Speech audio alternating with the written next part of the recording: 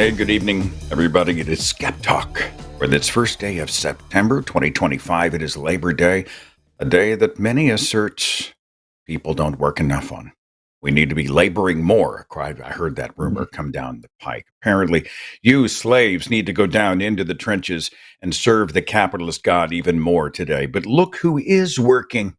It is Seth and Owen. Owen, good to see you, brother. Thank you. Glad to be here. Yeah. So, have you labored on this Labor Day, or you been just kicking back and enjoying being you? Just kind of been hanging out and doing my thing. Every now and then it's good to just relax. Although my relaxation is often somehow work related. You know, I it's one of like, those. I think some people are that way. When you're not, if you love what you do and you do what you love for a living, when you're not doing it, you think, well, I should be doing it. But if I'm not thinking about it, then suddenly I think about it. I realize I wasn't thinking about it. Now I feel guilt because it's wasted time. Natalie's had to work with me on life balance because I think life balance is hard for people with an activist nature. And I think a lot of people in the audience are much the same way, right? I mean, are you that way? Do you have to consciously will yourself out of the game? oh, yeah. Yeah. It's been a problem in the past, but I actually streamed earlier. I was supposed to stream on my channel last night, but I ended up doing the line. So I've pretty much been streaming all day, but I don't mind streaming too much. It's pretty I just entertaining got talking back to people. Yeah. from a speaking event in Texas. Lovely people. But we were talking down there, and I'm like, I can't decide who's got it worse because I'm in Oklahoma. So I've got, Oklahoma is worse. we've got Stitt, Governor Stitt. We've got Ryan Walters, who has his head so far up Donald Trump's. I mean, Donald Trump doesn't know or care. I don't think who Ryan Walters is. But Walters just wants to get noticed. He's like, see me, see me. So he's doing all of this Trump related stuff. He wants to put Trump Bibles in taxpayer funded public schools.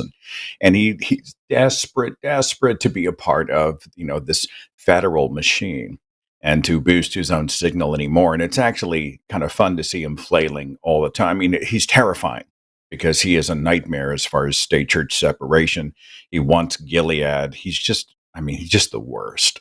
And so, I think, well, maybe, and he's the superintendent of public instruction. We in Oklahoma just found out we were ranked 50th in education in the United States. So it's a race to the bottom, and apparently we won. But then I go down to Texas, where you got Abbott and the gerrymandering problem, where now they're doing all of that. And I think, who's got it worse? And I pivot back and forth on it. Where are you based? What state do you live in, Owen? I just moved out of Manhattan to Pennsylvania. More enlightened waters, right? Yes, absolutely. Oklahoma is like, what's the word I'm looking for? A hellhole. It's absolutely terrible. And Ryan Walters, I don't know if you heard about that adult entertainment scandal. You hear about that?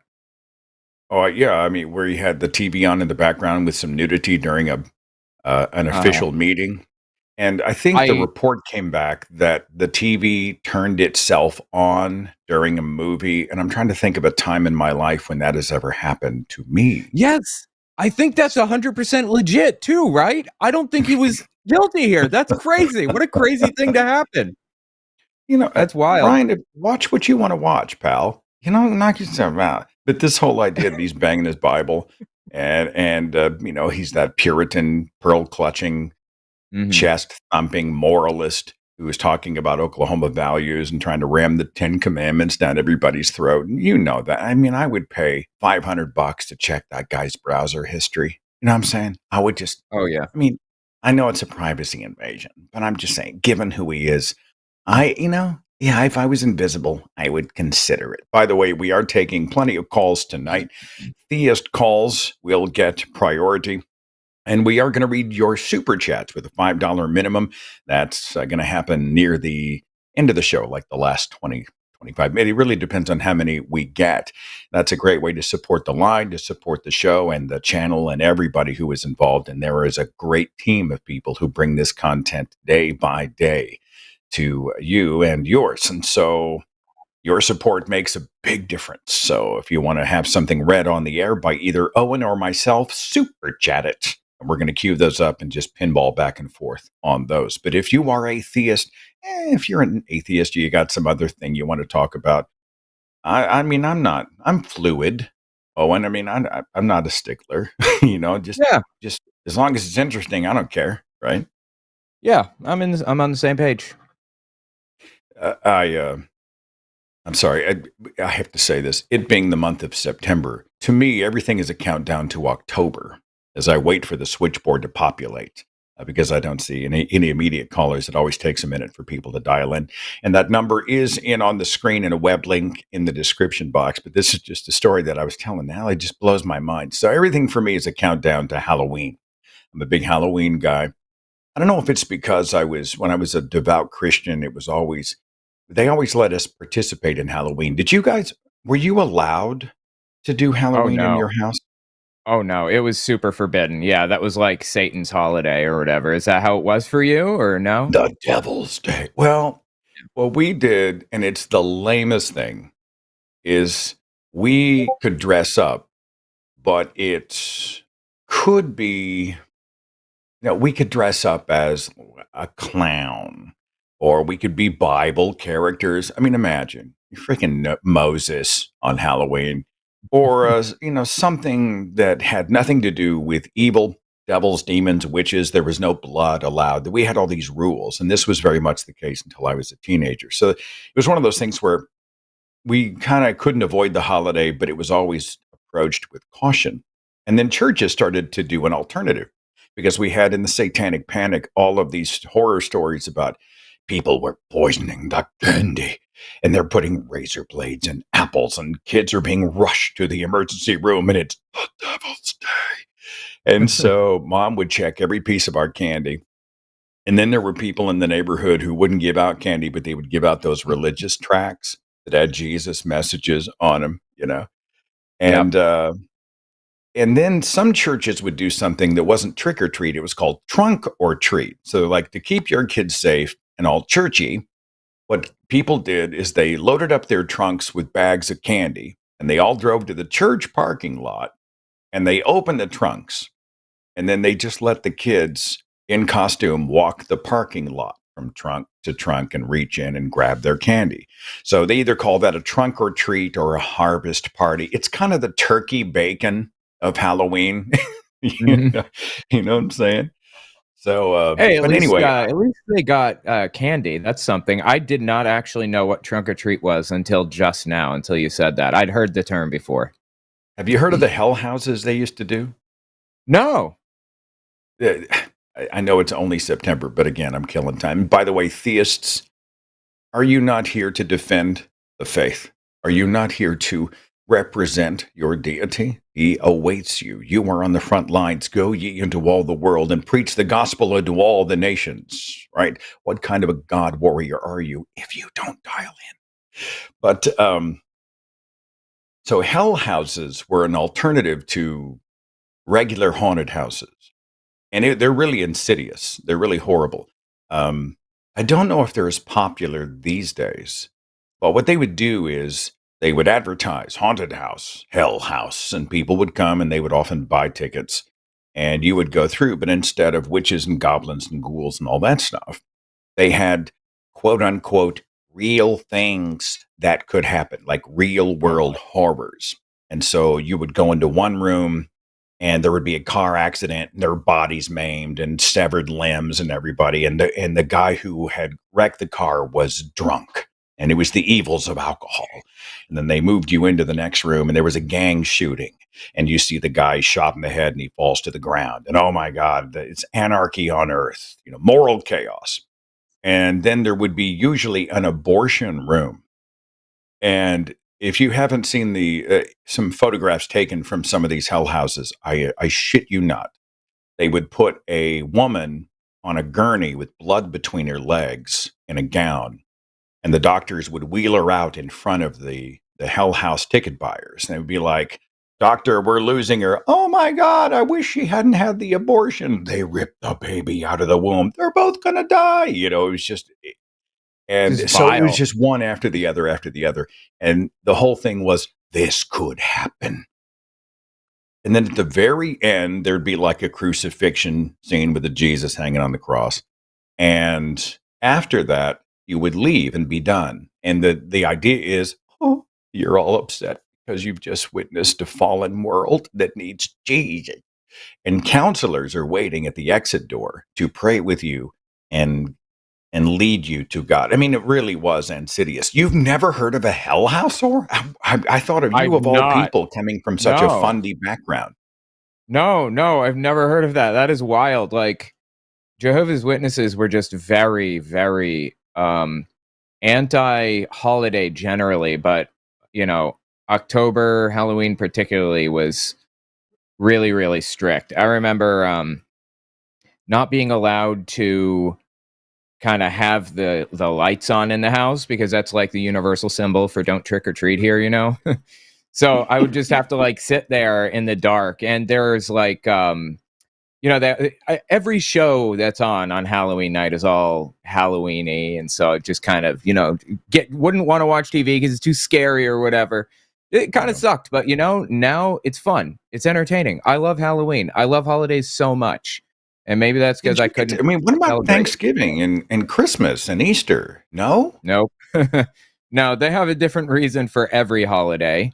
Um, Birthdays, for example, like there's nothing negative about birthdays, right?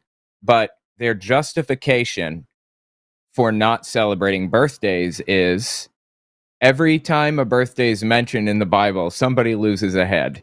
Uh, but you know, when you think about it that way, dogs were spoken of negatively in the Bible every single time they're mentioned. So, by that logic, we shouldn't have pets, right? We shouldn't have dogs. Wow. Their logic just Wow. doesn't make any sense. Was it At the end, JWs who don't do coffee, or is that Mormons? that's Mormons. That's Mormons. Okay. Yeah, I get my restrictions mixed up. yeah. One night No on hot drink. Halloween, when I was a teenager, we ended up dressing up in scary costumes, and we thought we were going to be badass. We were just being dicks, and we're just Mhm. hormone fueled dumb kids. We went out and tried to scare a bunch of kids on Halloween night. We're jumping behind trees. It was so juvenile and so pointless Mhm. and kind of dangerous. And you could never get away with this today. But this was like 1983.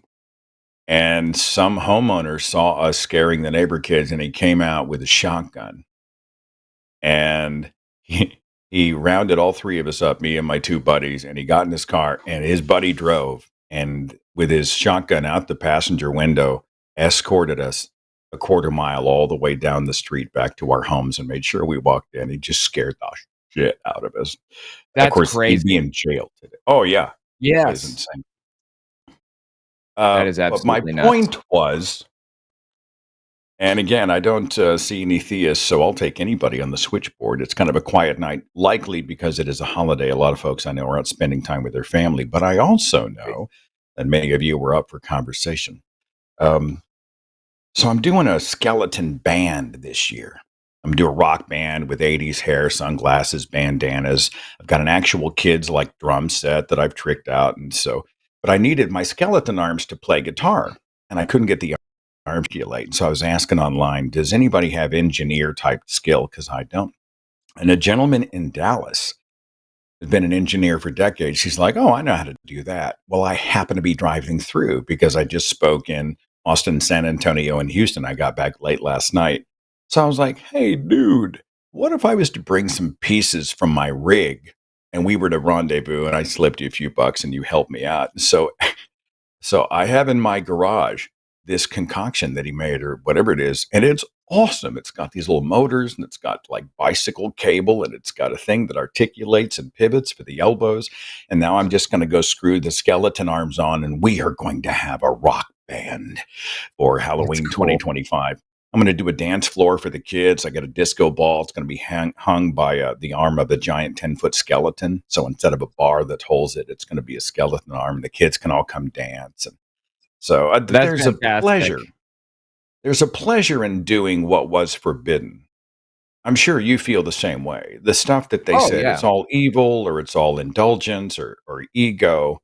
It's a liberation exercise, right? yeah, yeah, absolutely. I remember, you know, kind of getting out of Jehovah's Witnesses and living with my ex's family, my kids' family, and we celebrated Halloween together. And it was just such a fun experience. Like, they lived in a little neighborhood there, and we'd all walk up and down the streets in groups. There'd be kids everywhere, and we'd go house to house. I think I was probably 22 at this point, and I never got to, collect candy when I was little. So I was like, you know what? I don't care if I'm 22. I'm going to collect candy. So I go around and start, collecting candy, and I'm saying it's for her sister. She didn't have a sister. It was for me.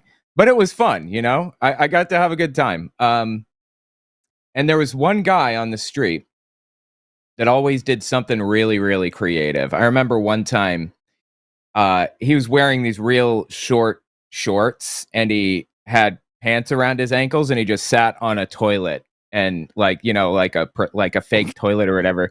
He'd have like toilet paper stuck to his shoe and everything, and he'd stand up Wow. and give people, really funny. Like, some people are so creative with this stuff, and I really appreciate that. How long ago did you bust out of the JWs? I was disfellowshipped when I was 18, but I still believed it for until I was maybe 20. I still believed it until I was 22, I would say. Yeah, for a while. If you still And then believed it, why were you disfellowshipped? because I had a girlfriend and I was doing things I shouldn't be doing, quote unquote, drinking and stuff. I mean, Jehovah's Witnesses can drink, but they can't get drunk, quote unquote. Not that I really was, but, I was just living outside of the faith, if you will, and wasn't living up to their expectations or their standards, wasn't attending meetings or any of that. So I kind of became I became a questionable character that they didn't feel comfortable like talking to or whatever.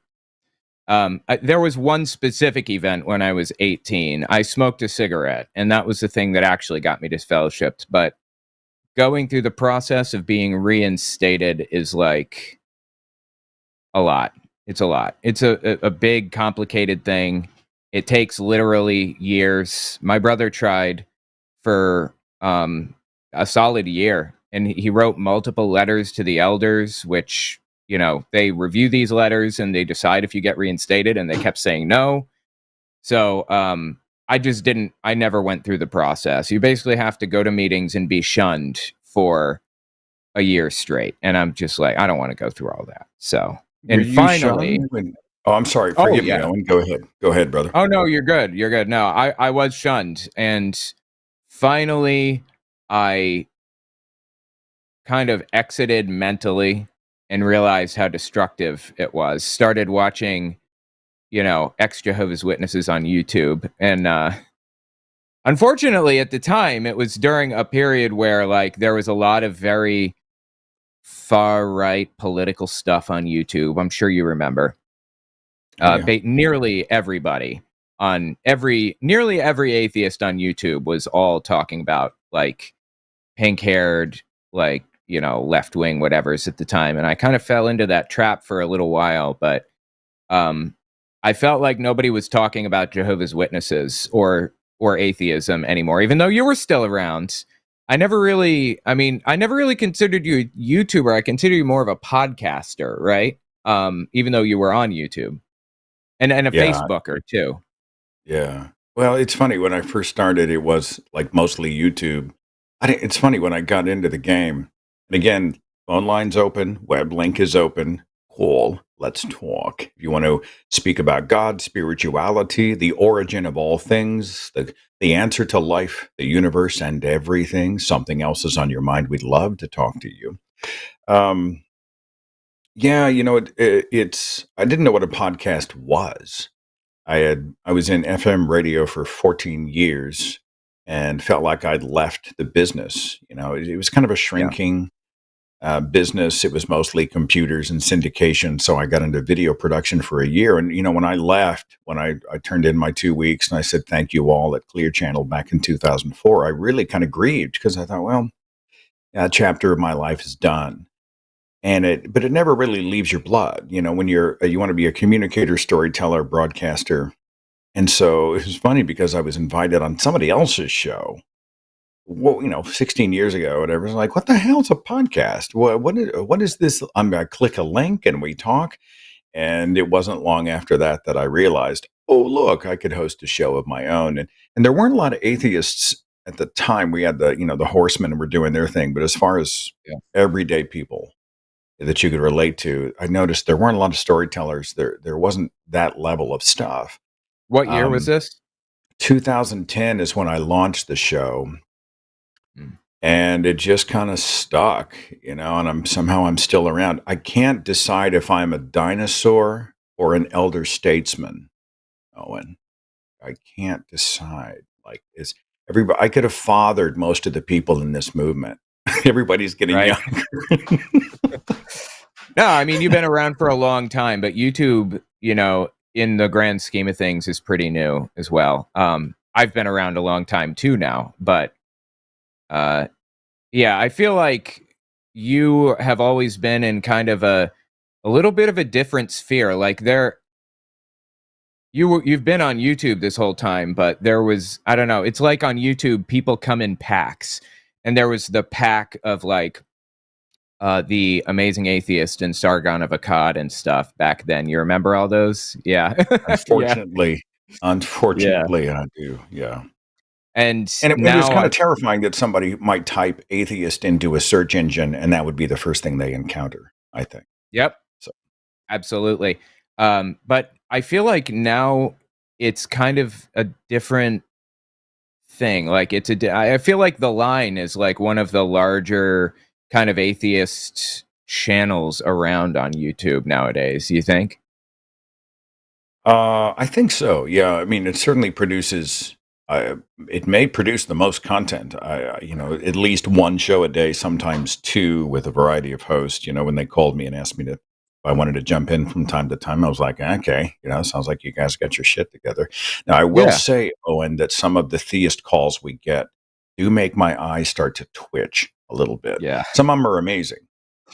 And occasionally, I mean, you've had some callers where you're like, Yeah. is this like an alternate reality? Am I being trolled? What's happening? Is this word salad? The arguments for God, quote unquote, for God are sometimes interesting, but often they're bizarre. I mean, they're just a big walking, talking non sequitur. I'm sure you've had calls like that.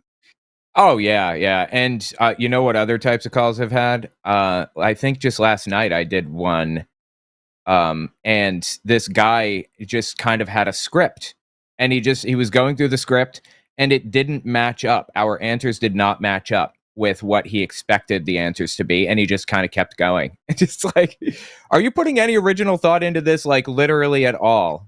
The answer was no. Some of these people are just like obsessed with coming up with or obsessed with fighting this subject, but just don't know how. It's wild. I think too, one of the challenges is that we have heard we've heard so many of the. I mean, you can only debunk Adam and Eve so many times, right? You can only debunk Noah's Ark so many times. You can only talk about authorship of the Bible or the fact that we have no idea, the contradictions in Scripture so many times. You can only talk about end times theology so many times, and you find yourself starting to go blank.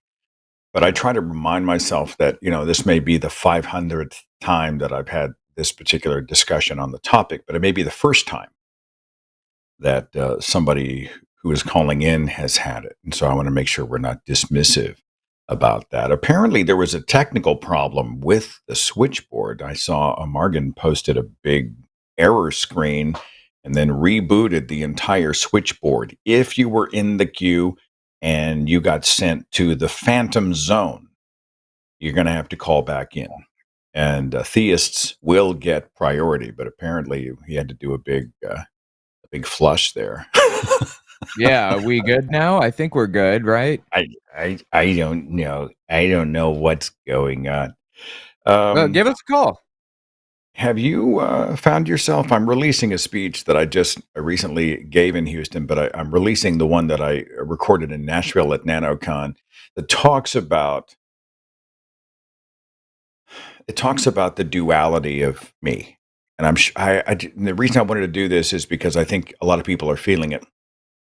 So there is an optimist in me that still has the spark of hope that maybe we don't deserve the killer asteroid, right? Given all of the cruelty and the insanity and the burning down of democracy and just, I don't know how the Onion even writes a headline. How do you do satire in this day and age, right? And there's that part of me who's like, we will rebuild. And then there's the other part of me that says, we're so screwed. This is, are people really this freaking stupid? They're going to drag us all down with them. We might as well just dive down into the drain because we're already circling the drain. There's no hope. Screw it. And then I think, how do I leave the country? And I'm two people at war. I go back and forth. And as I've been doing this speech, and it will release to YouTube tomorrow, I found other people have been having that thing. They're like, it's almost like when you log on to the world and you want to be informed. So I need to log on and see what's happening because I don't want to be ignorant of current events. But if I log on, I will want to stick a fork in my eye socket.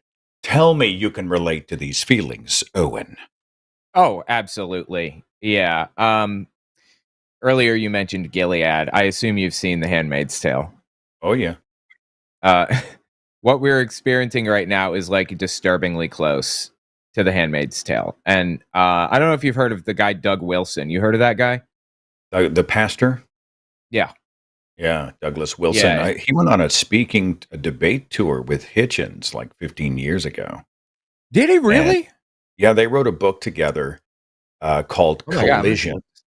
And there's a film that was made as they went from city to city and did debates. And what's interesting, I think Wilson either wasn't as forthcoming about how radical he was back then, or he has become more radical in the last decade because he's a nightmare. I'm sorry. I mean, you can tell people about Wilson. Go ahead. No, yeah, you're good. I did not realize that they did that, and now I'm going to have to watch some of that on my channel later. I've already got it pulled up here.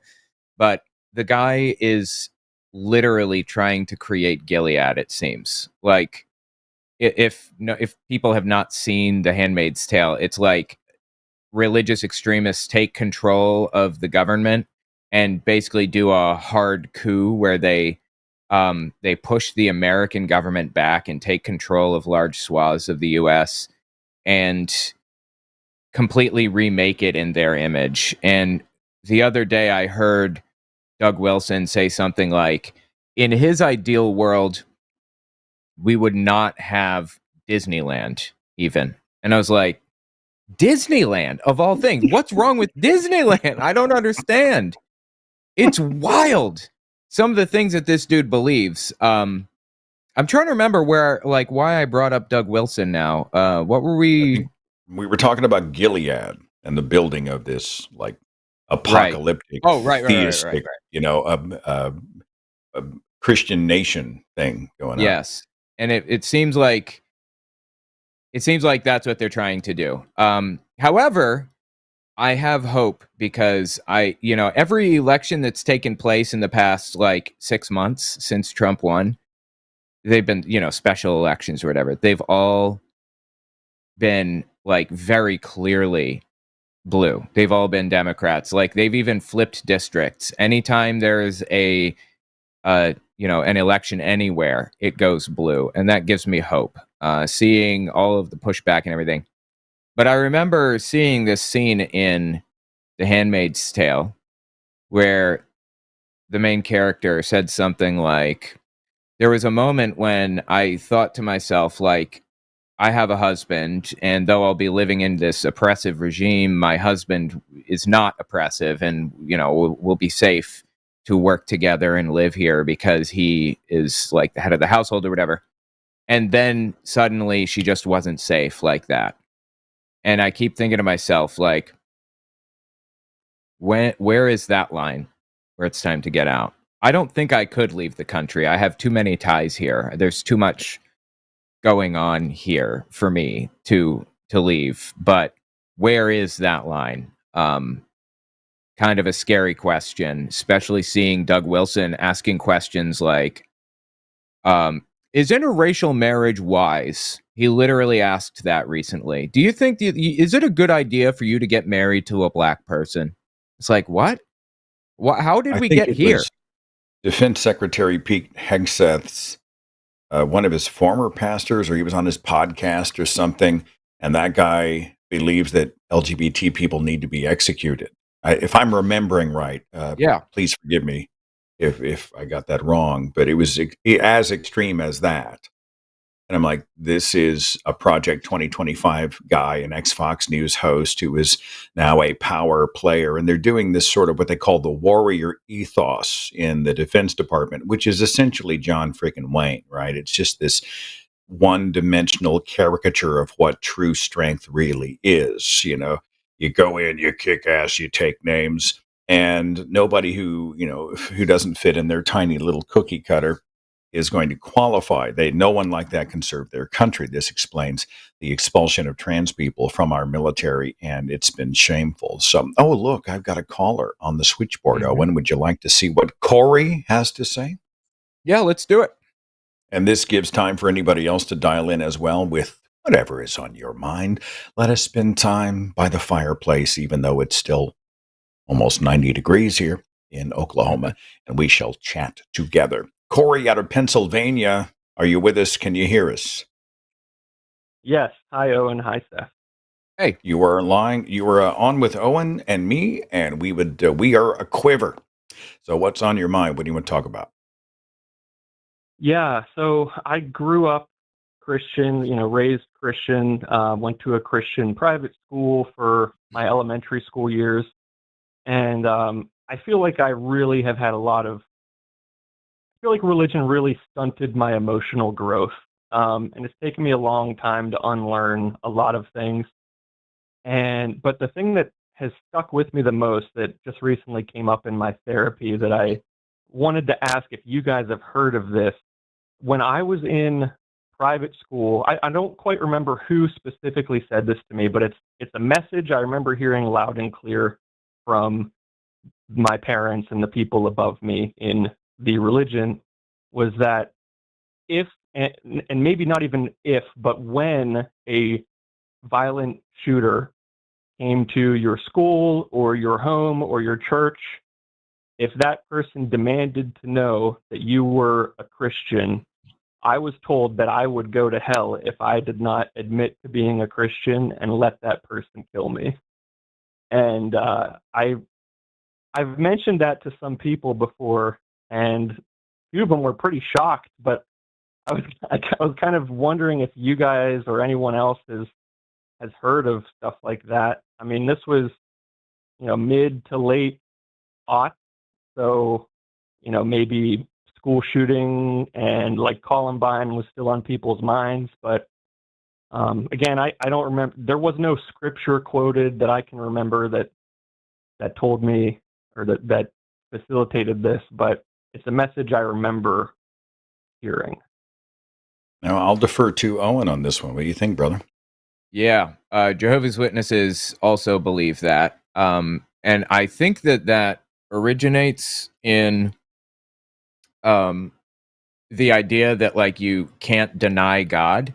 I think there's a verse something about denying God or whatever. If you Being a deny sin. me Yeah. before man, I will deny you before my Father.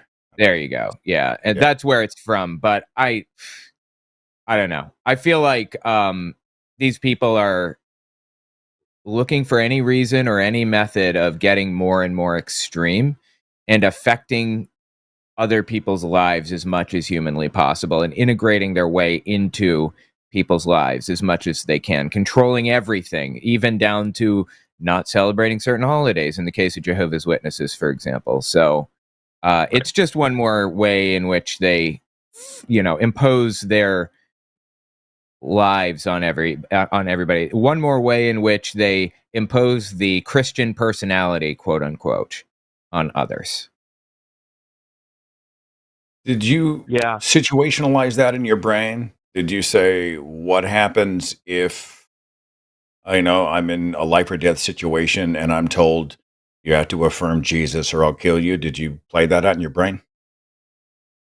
I certainly did. I probably thought about that an unhealthy amount. I do remember thinking of those scenarios in my head all the time. As a kid, I don't remember exactly what I told myself I would do, but um,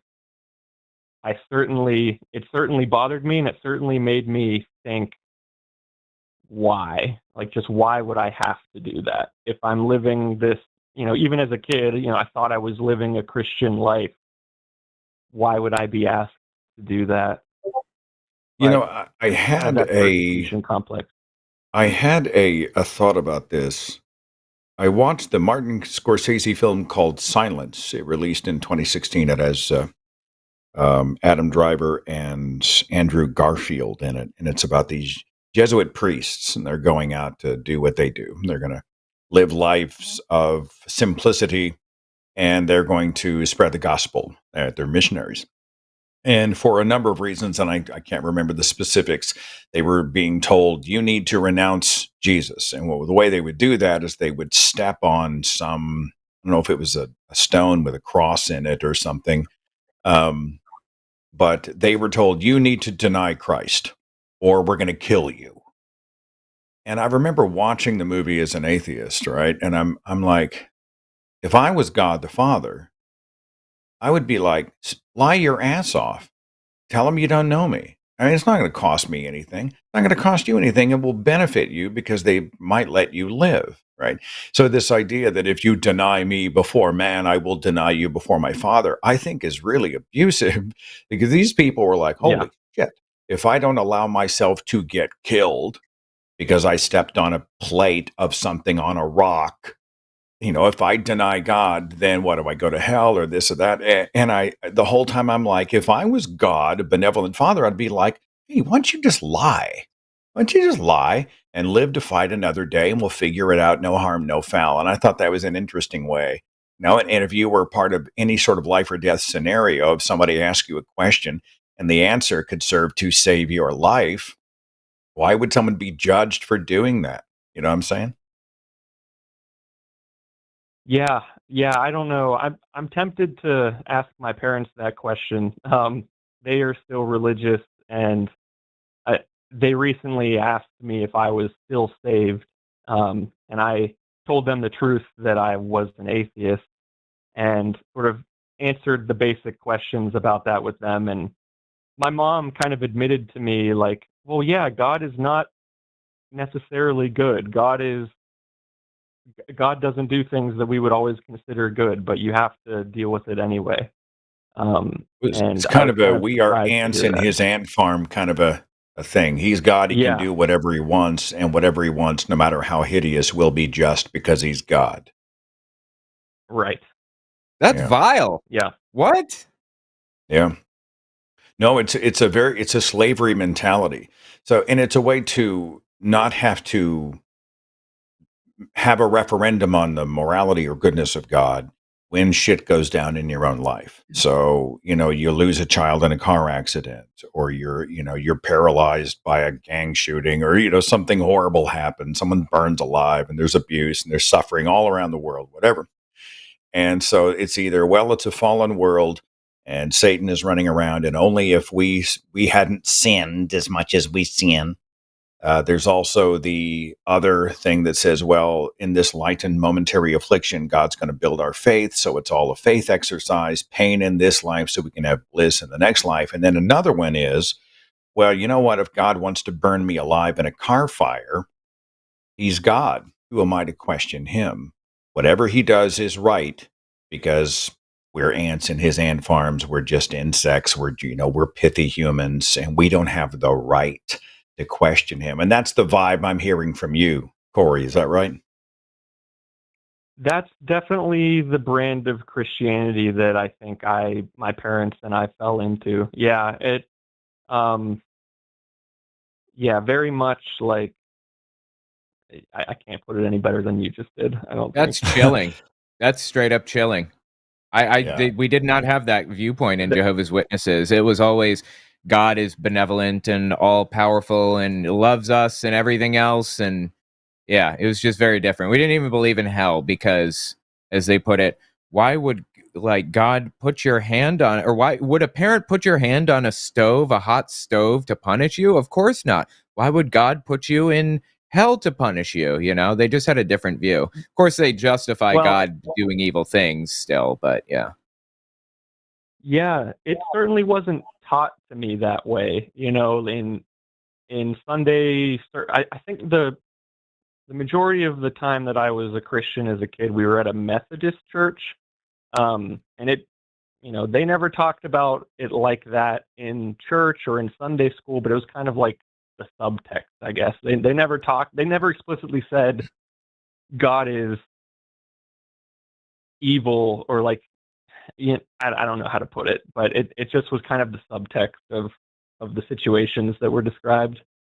Well, honestly, I think you have every right to be able to say to your mother and father, I mean, you don't even have to engage. A lot of people don't want to get into that grief because that's a black hole, man. They're going to try to save you, and then you try to explain why, and then voices get raised and everybody loses their mind. But at the same time, these are conversations that are important, and I think they should be had whenever possible. But I like to put it on the human being. I'm like, Dad, do you believe in hell? Yeah. Do you believe do you believe that just and moral things should be done? Do you try to live in a moral way? Yeah. Is there anything that I could ever do that would cause you to pour gasoline on me and set me on fire? And to listen to the response, my hope is it would be no.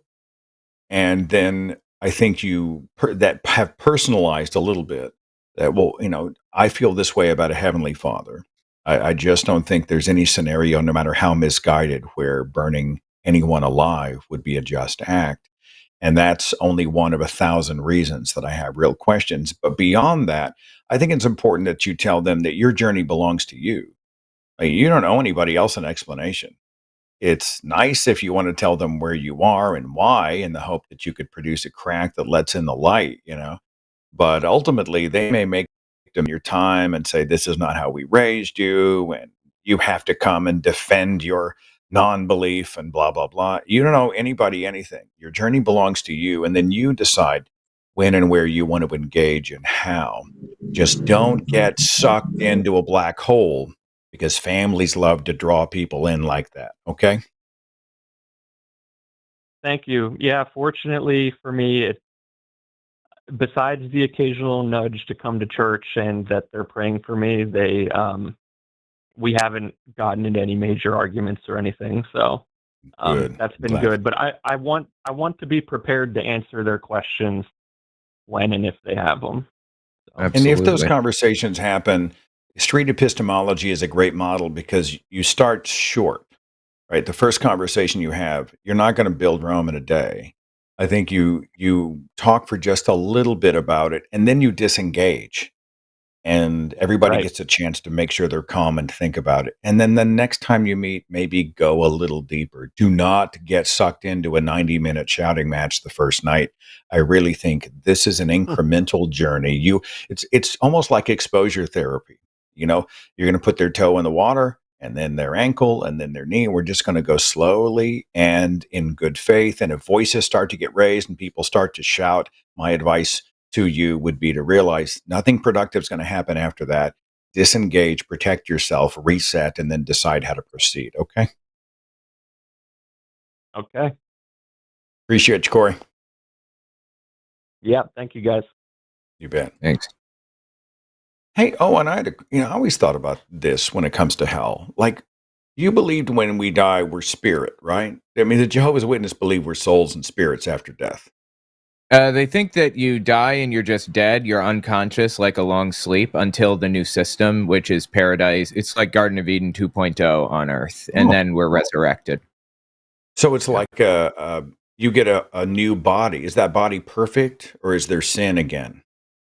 They say it's the same body, but you're kind of shrunk back to, like, I don't know, your prime or whatever. I don't understand, and I don't think they do either.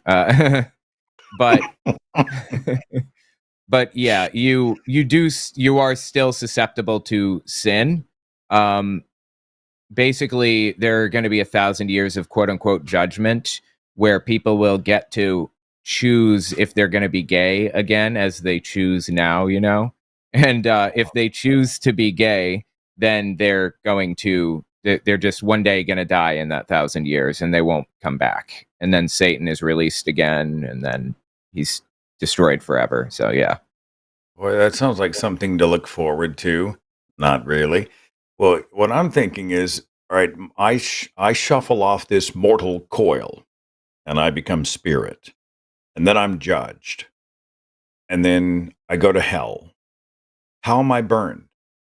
Like, is flesh applied to me again in hell? And then when it burns away, does God reconstitute the flesh so that it burns again and that becomes an endless cycle? I don't understand. How am I burning if I don't have a physical body? Right. This is how my brain works, Owen. I don't know how that. Yeah, none of it makes any sense ultimately. And it's fun to poke holes in things too. And it's important to poke these holes because they're obvious holes to poke. Like, did Adam and Eve have belly buttons? You know, that kind of thing. The stories, as I'm sure you know, but if the audience didn't know, the stories were never intended to be literal, real, actual factual events. It was called origin literature or antiquity literature. And it was intended to be like they're campfire stories. Basically, they were just campfire stories, like the old story of the scorpion and the frog. You know, if the scorpion, the frog says, "Can you help me cross the river?" And the scorpion said, or no, I'm sorry, the scorpion says, "Can you help me cross the river?" Frog says, "No, you'll sting me." And he says, "No, I swear I won't sting you. Just help me cross the river." He says, "Okay." And the scorpion gets on halfway through. He stings him. And then he says, "Why'd you do that? Now we're both going to die." And the scorpion says, "Because I'm a scorpion. That's what scorpions do." It has all the same elements that the Bible books, the early Bible books had. You know, talking animals, a moral lesson, things like that. That's what that was intended to be. And poking holes in it just makes people like, you know, it makes it obvious, undeniable that it was never intended to be literal. But, you know, I wanted I guess to. people. Mhm. No. Forgive me. There's a little bit of a delay, and I'm walking on you, Owen. And plus, the host in me is used to filling any blanks. So if I hear a half a You're good. second, I overcompensate. That is totally my fault, brother. I'm so sorry. You're good. You're good. Are you good to go? Are we good to? Yeah, we're good to go. Okay, I have a couple of theist callers, but I wanted to draw attention to this, which just happened after the recent school shooting. This relates to, you know, pain in this life and prayer and the Columbine. He'd mentioned the mass shooting thing, and if someone had a gun pointed to their head and they were said, "Do you believe in Jesus?" and if they said yes, they would be executed. There's a story that actually came out after the Columbine mass murders, and I was in Christian radio at the time.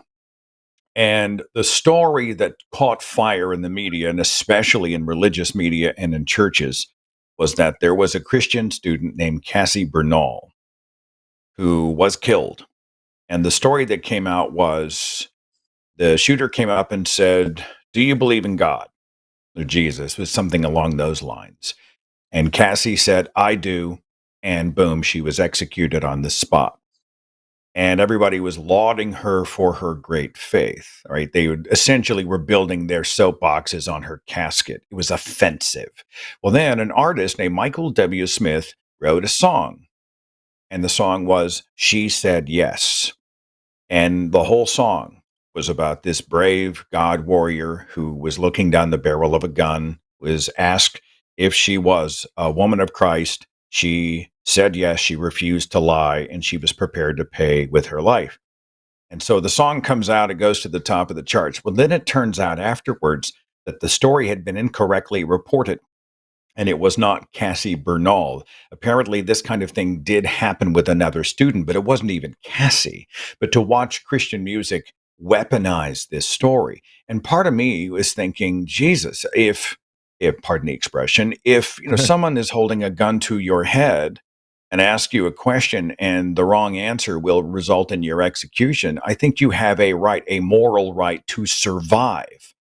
And the fact that it was weaponized in this way. And then, and I'm going to read this directly out of The Independent, Fox News host Trey Gowdy said Wednesday, quote, The only thing that can give us any modicum of peace over a Minnesota school shooting is that the two victims were with Jesus Christ now. 2 children ages 8 and 10 were killed in the shooting, while 17 others, including 14 children, were injured, according to Minneapolis Police Chief Brian O'Hara. The suspect, who was armed with a rifle, shotgun, and pistol, died of a self-inflicted gunshot wound. The Fox News host said, we can take consolation knowing that these children, even though they were murdered, are now with the Lord. And somehow, millions of people seem to be agreeing with him. They think this is a moral position. I don't know, Owen, do you have any thoughts on that before I move to the switchboard? Absolutely disgusting. Are you familiar with Robert Jeffress? Yeah, First Baptist Dallas. Yeah, he gave an answer to that, the attack that took place. He said, God has an answer for why he's allowing these things to happen, but we aren't intelligent enough to understand it. We as like human beings, I don't think he was insulting atheists. I wouldn't put it past him, but we just aren't intelligent enough to understand it, and that's why he hasn't told us or whatever. This is just vile. Using, like you said, building soapboxes on caskets is vile, disgusting behavior. And like you were saying earlier too, the hell houses, just disgusting. There is no low that is too low for some of these televangelists, right? Yeah. I call it fear porn, really. And is it really an argument for why the religion is valid? Mostly it's all about emotion. Let's terrify people, right? Let's tell them they're sick and sell them the cure. And somebody brought up a great point, and I have to word this carefully because I don't in any way want to sound like I'm being dismissive of the victims of these mass shootings, which are horrifying. But they're like, one of the things that the Fox Newsers and the religious zealots and the pastors like to say after a mass shooting, especially at a school, they say, well, we took prayer out of school. So God no longer was able to have his hedge of protection on that school, which is why the shooter was able to go in. But they don't ever say that when there's a mass shooting in a church or a religious school. As I understand it, the kids were praying when they were shot last Wednesday. Yeah. And they've got no response to that. How can you take prayer out of prayer? It doesn't make any logistical sense. I don't know. Let's talk to Stephen, who is calling in out of New York. East Coast caller. Stephen, welcome to the show. You're on with Seth and Owen. Can you hear us? Yes, I can. Hi, Seth. Hi, Owen. Welcome. What do you want to talk about, my friend? Thank you. I honestly was a spur of the moment call, but I'm really in the middle on theist and atheist. I'm not quite agnostic either. It's kind of strange. I'm a theorist, and I came up with a theory of everything. A theory of published it. everything. Yeah, of course I know that's cliche, but I published it. I published it after objective scrutiny. Figured I can publish it now and let subjective scrutiny come from people, right? I don't understand. Yeah. So the Like point is, when people say a theory of everything, usually they're referring to unifying the four fundamental forces of the universe, like or unifying like gravity with or relativity with quantum mechanics. Is that what you mean when you say a theory of everything? Are you a mathematician or? I mean, I'll talk You about are a it. mathematician? I'll talk about it if you want. But I don't want. I just want to bring up the religious point. Based Okay, on the cool. theory. Yeah, well, we can talk about religion. Yeah, I don't want to cut you off. Because I'm definitely not here to argue. I have a lot of respect for you, Owen. Followed your story. No sweat. No, you're good. Yeah, we can talk religion. Let's hit it. So my point I've been making recently, based on my theory, is that the theory it calls summing particles a God of singularity. It says it's a paradigm that we're stuck in. It doesn't explain existence. Okay. And based on that, I did some reductions and came up with a theory. And then post-theory, the interesting part, the reason why I'm like finding myself defending religion, even though I'm not religious, is that, and like I want to specify, post-theory, the Trinity and the origin part of Genesis back up in allegory what my theory said. So since then, I've sort of been I've been backing I see. the religious argument versus the So atheistic to argument. But I'm clarify, also positioned in a point where everyone's making a mistake. You're asking for them to show you the noun of a god, and they're believing in a noun of a god.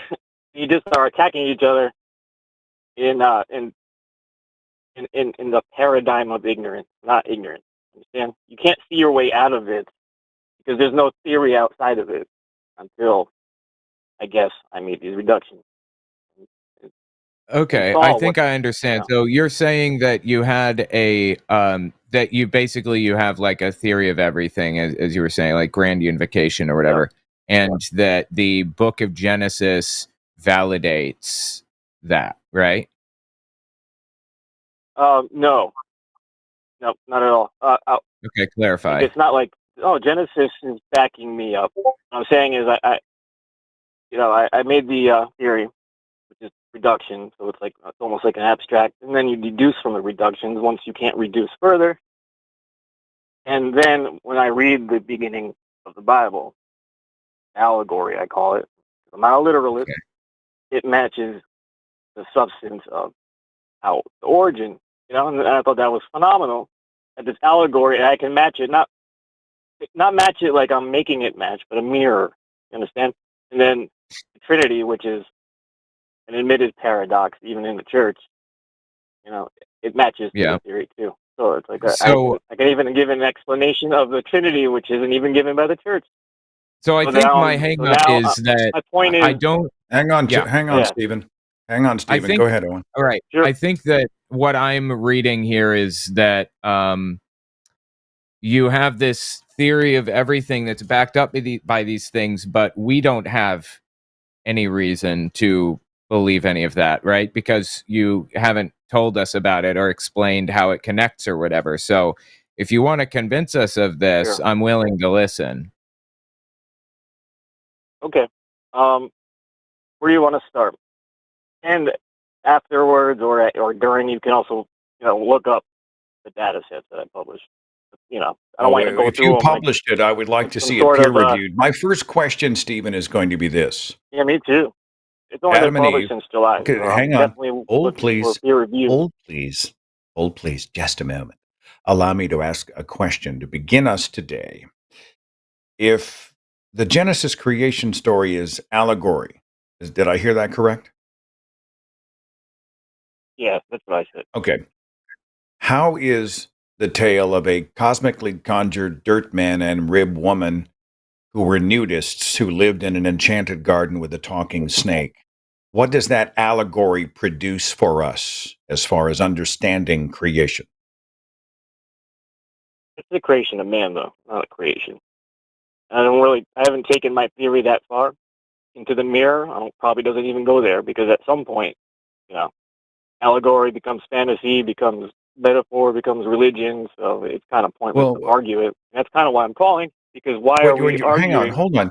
So you're telling me, though, you haven't taken your theory past the foundational book of the entire religion of Christianity. I'm talking about Genesis chapter 1 and 2. This would essentially be the first step, right? I mean, if you haven't taken the first step, you haven't taken a step.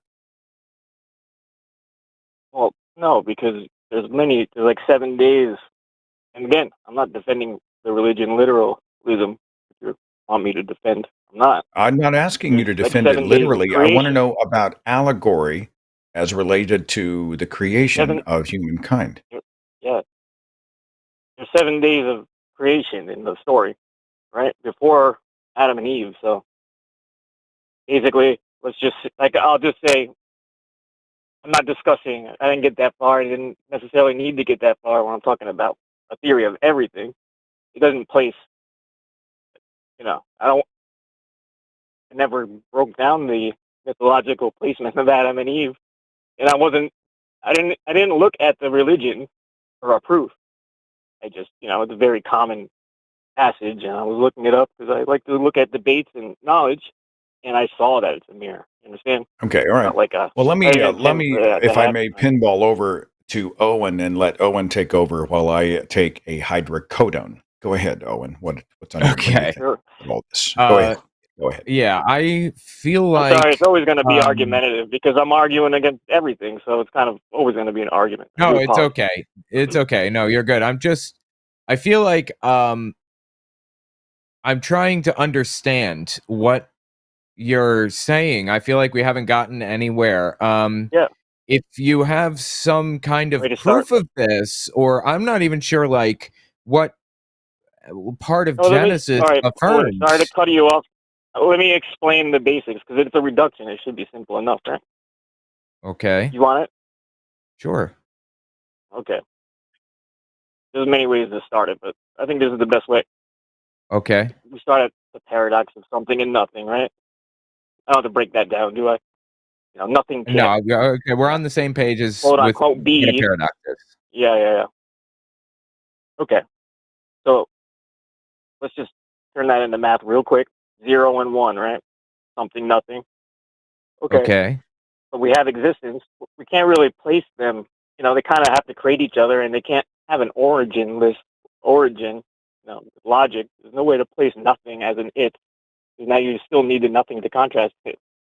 I You think can't you've lost make me something there. from nothing. Just want to clarify. You're saying what? Yeah. One ahead. more time. You can't get something from nothing. Is that what you said? Correct. Okay. I Existence don't ex know. I mean, nihilo. this is very contextual, right? Isn't this very dependent on a number of things? I think you can get something from nothing in some cases, but okay. How do you mean? I mean, I have nothing here right now, but I could create something if I wanted. Like, there are a billion ways Wait, you to don't have create nothing here. something from nothing.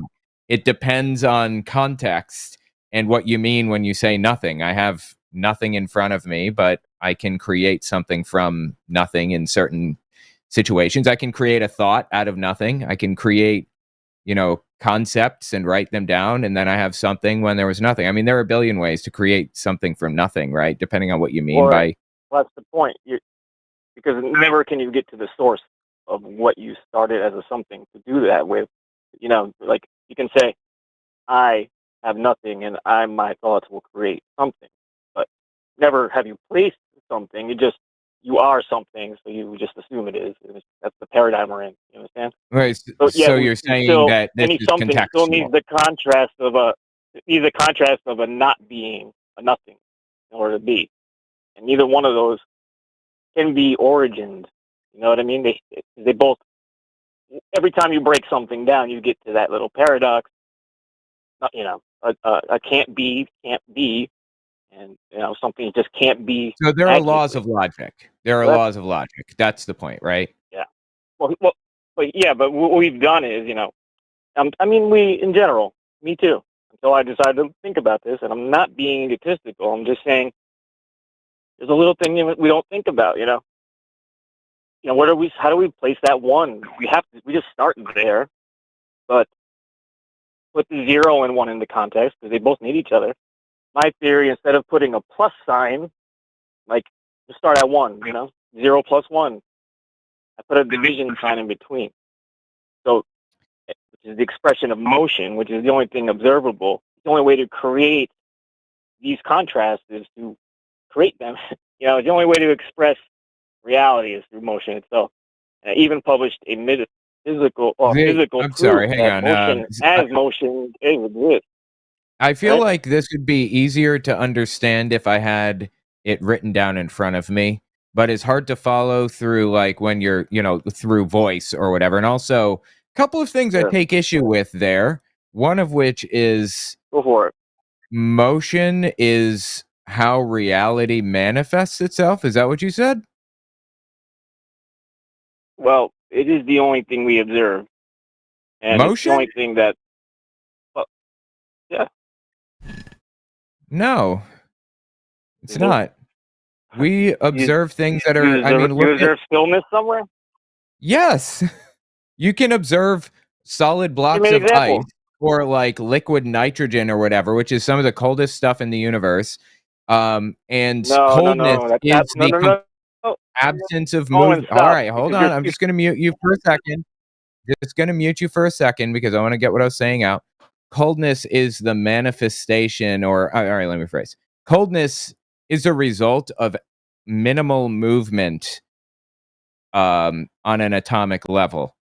So I feel like observing a big block of ice, very, very, very cold, frozen with helium or whatever, like as cold as we can get it, is literally us observing something that is completely motionless. Okay, I've unmuted you. my back on you. All right. I just wanted to interrupt because I didn't Yeah, want you to waste all you're those with me. words. Yeah.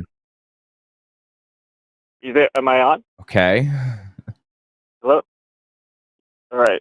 Yeah, I didn't wait, want you to waste all the did I words freeze? because Did I lose you guys? Hi I think there. I lost you guys. I hear you. Do you Okay, hear yeah, me? I'm here. I guess my computer froze, I think, but go on. I do, yes. All right, does anyone hear me? Can I get a response? All right, that'd be great. Thanks. Yeah, I just want to interrupt, not to be rude. Yep. I just wanted to stop you because you're wasting words. Okay. Physics doesn't have an absolute zero. It also doesn't have a unite property or a monopole of existence anywhere. You know, these are things that are against physical law. There's no stillness anywhere.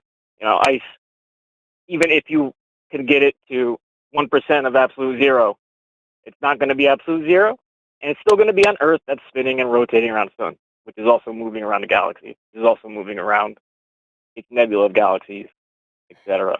So there's no stillness. There's just So motion. you think that That's an empirical you think fact. that it would be It's a invisible math to law. us It's a if we physics hit law. zero? We can't hit zero. You look at the physics of it. You But if we need all the could? energy of existence to make something reach absolute zero. Well, you could just But like if we arguing could for a hit zero, monopole. then it would be It's invisible? like a magnet with one pole. There's reasons why we don't have these things, right? Well, no, that's exactly the point. See, that's why. No, I'm sorry. Like, I'm sorry, I'm going to mute you again. And it's not you. It's just my lag and everything. And I'm just trying my hardest to kind of whatever. I feel like what you're telling me is that if there was something that was actually absolute zero, if we had a block of ice that was absolute zero, it would be invisible to us. I think that's what you're telling me. Yeah, if you can make something stop, it's not going to exist. That's just the logic. It's against physics. There is no absolute zero. I simply It's a known disagree, good fact. sir. You need all the energy of existence. That's the point, though. known fact. Listen. That's the point. You need all. Listen. You need all of existence energy to make a point absolute zero, which is why it's illogical, which is why motion or my theory is falsifiable. Because as you're trying to say, if I could, immediately puts the theory of around my theory as falsifiable, which is a standard you Okay. need. And I can also make an observation of just motion as motion itself, which is also scientifically shown and published. So, just like a force of gravity Okay, I doesn't don't really make think that sense you don't until put Newton energy explained it. into something. Motion explained it. Into something. Motion.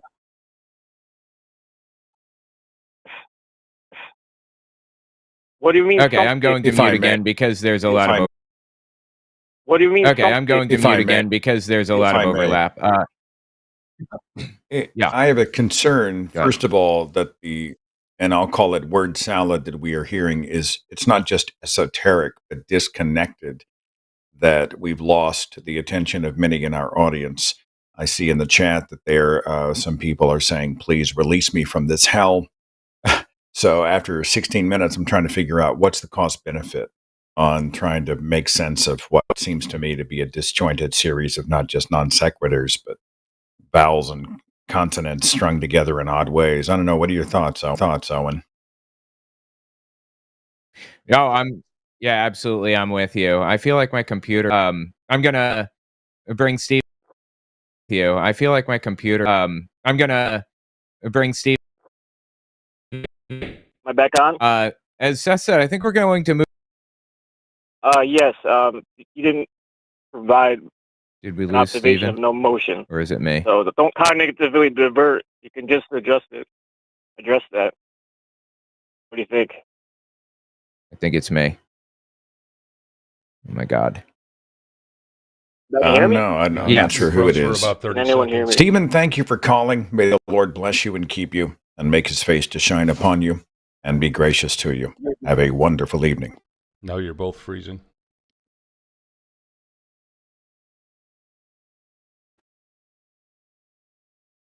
Am I here? What is going on right now? Yeah, there's something going on with YouTube. It's not me? Seth is frozen. You're not frozen right now. Okay. Okay. Seth- I don't know Seth, can what you the hear me? deal is with that, but. No, okay, that's all right. We can, it looks like we lost the call. We can continue on until we get Seth back. I feel like there's a cat that's about to try to jump in my lap, and I'm going to prevent that because there isn't any room. I feel like, oh, there we go. Seth is back. Yeah, it's strange. You with I us, don't know Seth? if a bandwidth issue on the lines interfaces or if it's something on one of our sides. But It's because YouTube. it's happening to both of us and Yeah. everybody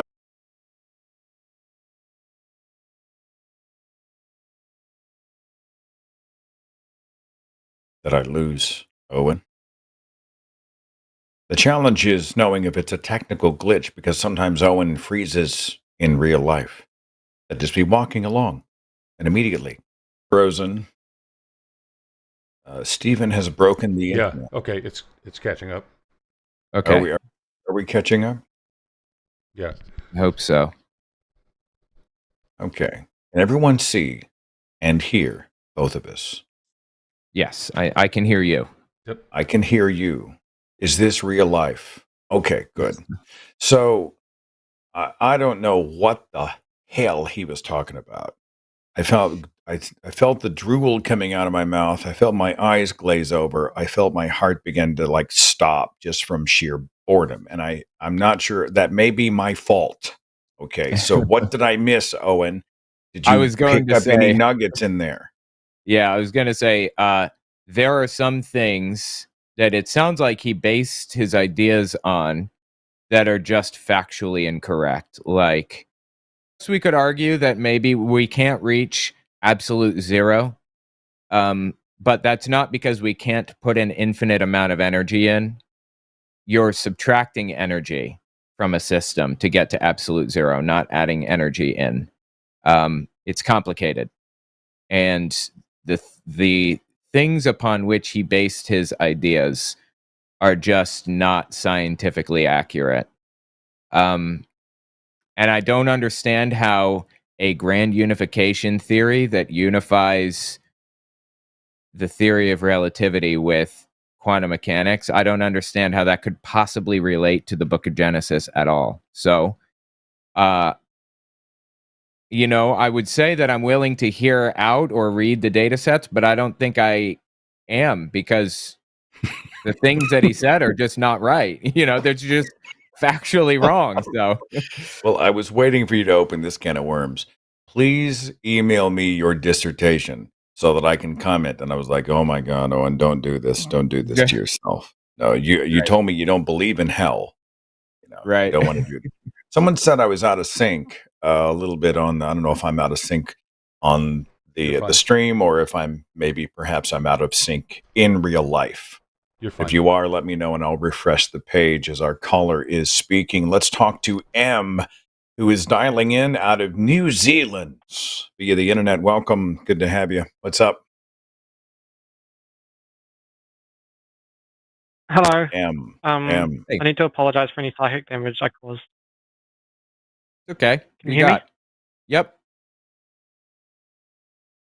I need to apologize for any psychic damage I caused when I called into the Sunday show a few weeks ago. I'm not quite as bonkers as I made myself sound. Okay. I'm not entirely sure how that happened, and I can't promise it's not going to happen again because it was an accident to the first Well, one. hold on. You dialed into the Sunday show and things got heated or something, why are we apologizing? It kind of looked like I inflicted unnecessary psychic damage on chat. On But chat? I just Okay. wanted that to be brief. We don't need to go into it. Okay. What's on your mind tonight? So I guess I wanted to ask,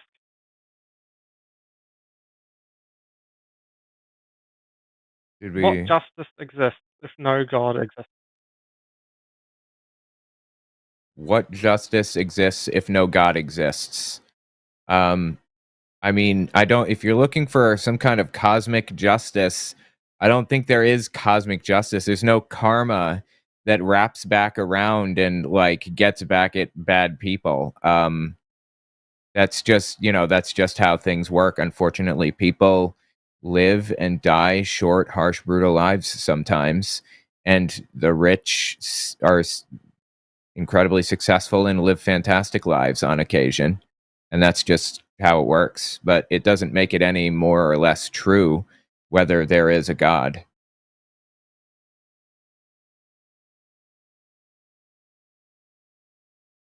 Sure.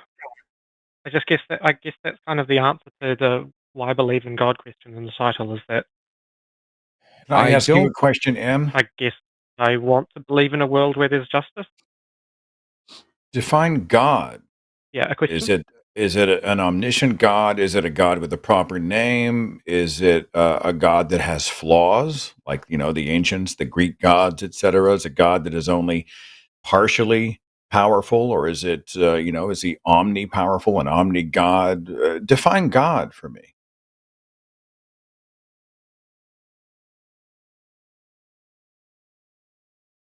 I'm becoming less certain on that definition myself, so I'd rather not go into that.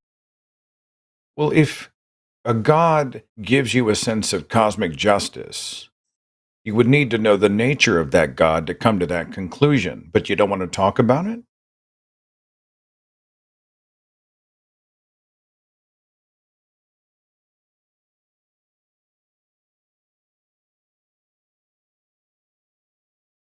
Did we lose? Did we lose Em? No, I'm here. Okay. So, what do you think? You don't want to talk about your interpretation of God? Is that what you mean? And also, let me just note, it's not something that I can just believe because I choose to. This is a conclusion that I've reached, right? Like, if it doesn't matter how much I want to believe that I'm going to heaven at the end of this or whatever, I literally, I can't. So I'm not sure what you mean when you say you believe because you want to believe. Like I can't choose to believe that there's like a 3-foot tall tomato in my living room, because there isn't, right?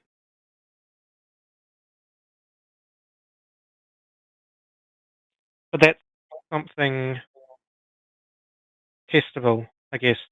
There isn't. Would it be fair to say that it's Generally, the because line admits that there's no proof God doesn't exist, same as there's no proof he does. right? Okay, that's what I thought, that you might point that out, that there's evidence that there is no tomato. There's direct evidence there's no tomato, but there is no direct evidence that there's no God. But there's no direct evidence there is a God either. Literally none. And your only reason for believing it by your description is because you want to, right? That within the limitations of what I'm willing to get into here, yeah. I I'm mean, not. Go can ahead. you disprove that all of us don't exist inside of a giant snow globe that sits on the mantle of the fireplace of the giant purple space octopus? I mean, disprove that. Because if you can't, it must be a plausible theory.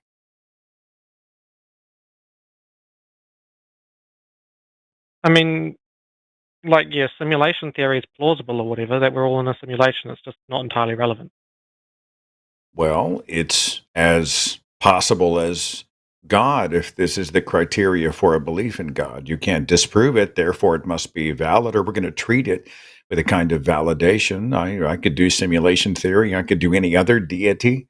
And then your question to me about whether if there is no God, how does justice exist is one of the reasons we have to nail this down, I think, is because if you were talking about a theistic God with a proper name, let's call it a God of one of the Abrahamic religions, then all we have to do is take even a cursory look at that God to see the wild injustices that were carried out by that deity. And in that light, it could be argued that it's actually a more just scenario without that God. If that God's a myth, then things are actually more just. So I'm going to come back to the nature of God. Define your God.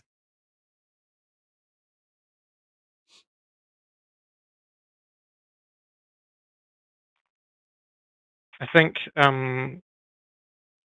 yeah, I am a Christian. So, God of the Bible, and I'm aware you've got. You're aware of what? I'm aware you've got misgivings with that particular God.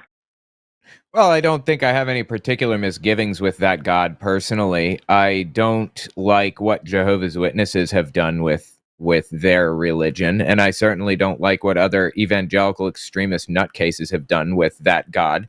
I don't care about that God any more than I do about Vishnu or Thor or any of the other gods out there. But if so, you tell me that you believe in the Christian God. Why did you pick that one instead of a different one? As I said, I am becoming somewhat less convinced. You're becoming. Which I'm sorry, I didn't hear. Less So- convinced. the easy answer is because everyone, family, school, uni, church. Because everyone else believes it is why you believe it, is what you're saying. Do you think that That's the it simple would answer. would it be prudent to find your own reason to believe in a God rather than other people's reasons? That's kind of why I listen to the line. Okay. I'm a bit stubborn, unfortunately. You're unsubbing, you said? Stubborn. I'm stubborn. Stubborn. Oh, stubborn. Okay, I'm sorry. I'm not sure this is a flex. I think we have to have a sense of humility when we walk into discussions about what could be, I don't know, journey altering ideas. I mean, granted, we can, I tend to blanch a little bit whenever people start selling a deity that I've already come to the conclusion is debunked, and people talk to me like I have no idea what Christianity really is. And my response is, you got to be shitting me. Spent 30 years in the faith. I was the product of hardcore fundamentalist Christian nationalist, theocratic brainwashing. I knew the Bible, or I thought I did. I could certainly quote most of the Bible. I was a spokesperson for Youth for Christ, did 12 years in Christian radio. I shot video for hundreds of churches around the world. We prayed, we read the Bible, we went to church, we did all that stuff. Christian music, Christian friends, Christian activities. I spoke the language, lived the life. I know Christianity. So I think I've got enough equity in this conversation to be able to say that we know the Christian God is a myth. It is much of it borrowed. It is a man-made creation. The authorship of the scriptures which posit that God have never been verified. There are no original manuscripts, and even if there were, there's no proof that those magical claims were true, whether it's six-day creation, whether it's Noah's Ark, whether it's Jericho or Esther or Joshua rather, or Esther, Moses, any of those characters. We don't know even if there was a literal Christ. So I can say pretty definitively that we have really good reason to know that Christianity is not accurate and the Christian God is a myth.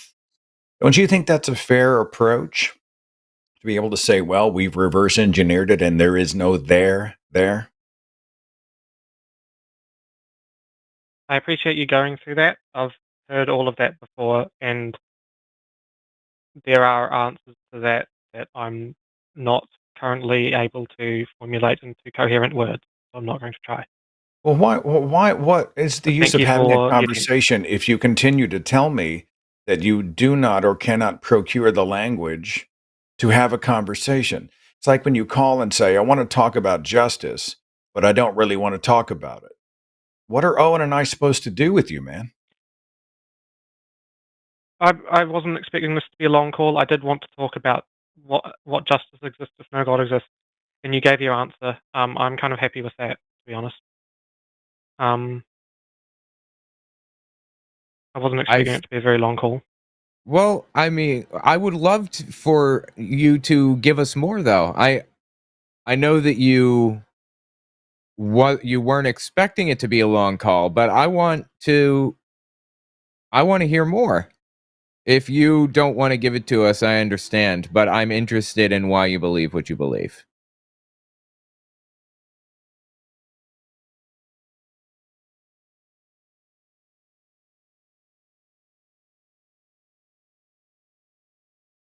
If we don't have a solid reason to move over, then I'm going to assume that your reason wouldn't be sufficient for me, and I'm just not going to move over. I would love it if I had some anything. I'll take literally anything. Is there some reason why I should believe this too? I can go into. Let me just get it straight in my head. The argument from The Case for Christ. Have you heard of that book? I'm Lee familiar, Strobel. but I've never read it. Lee Strobel, and it's a nightmare. It is not, and to give me a book to prove the book is not going to help us here. I want to know what you know.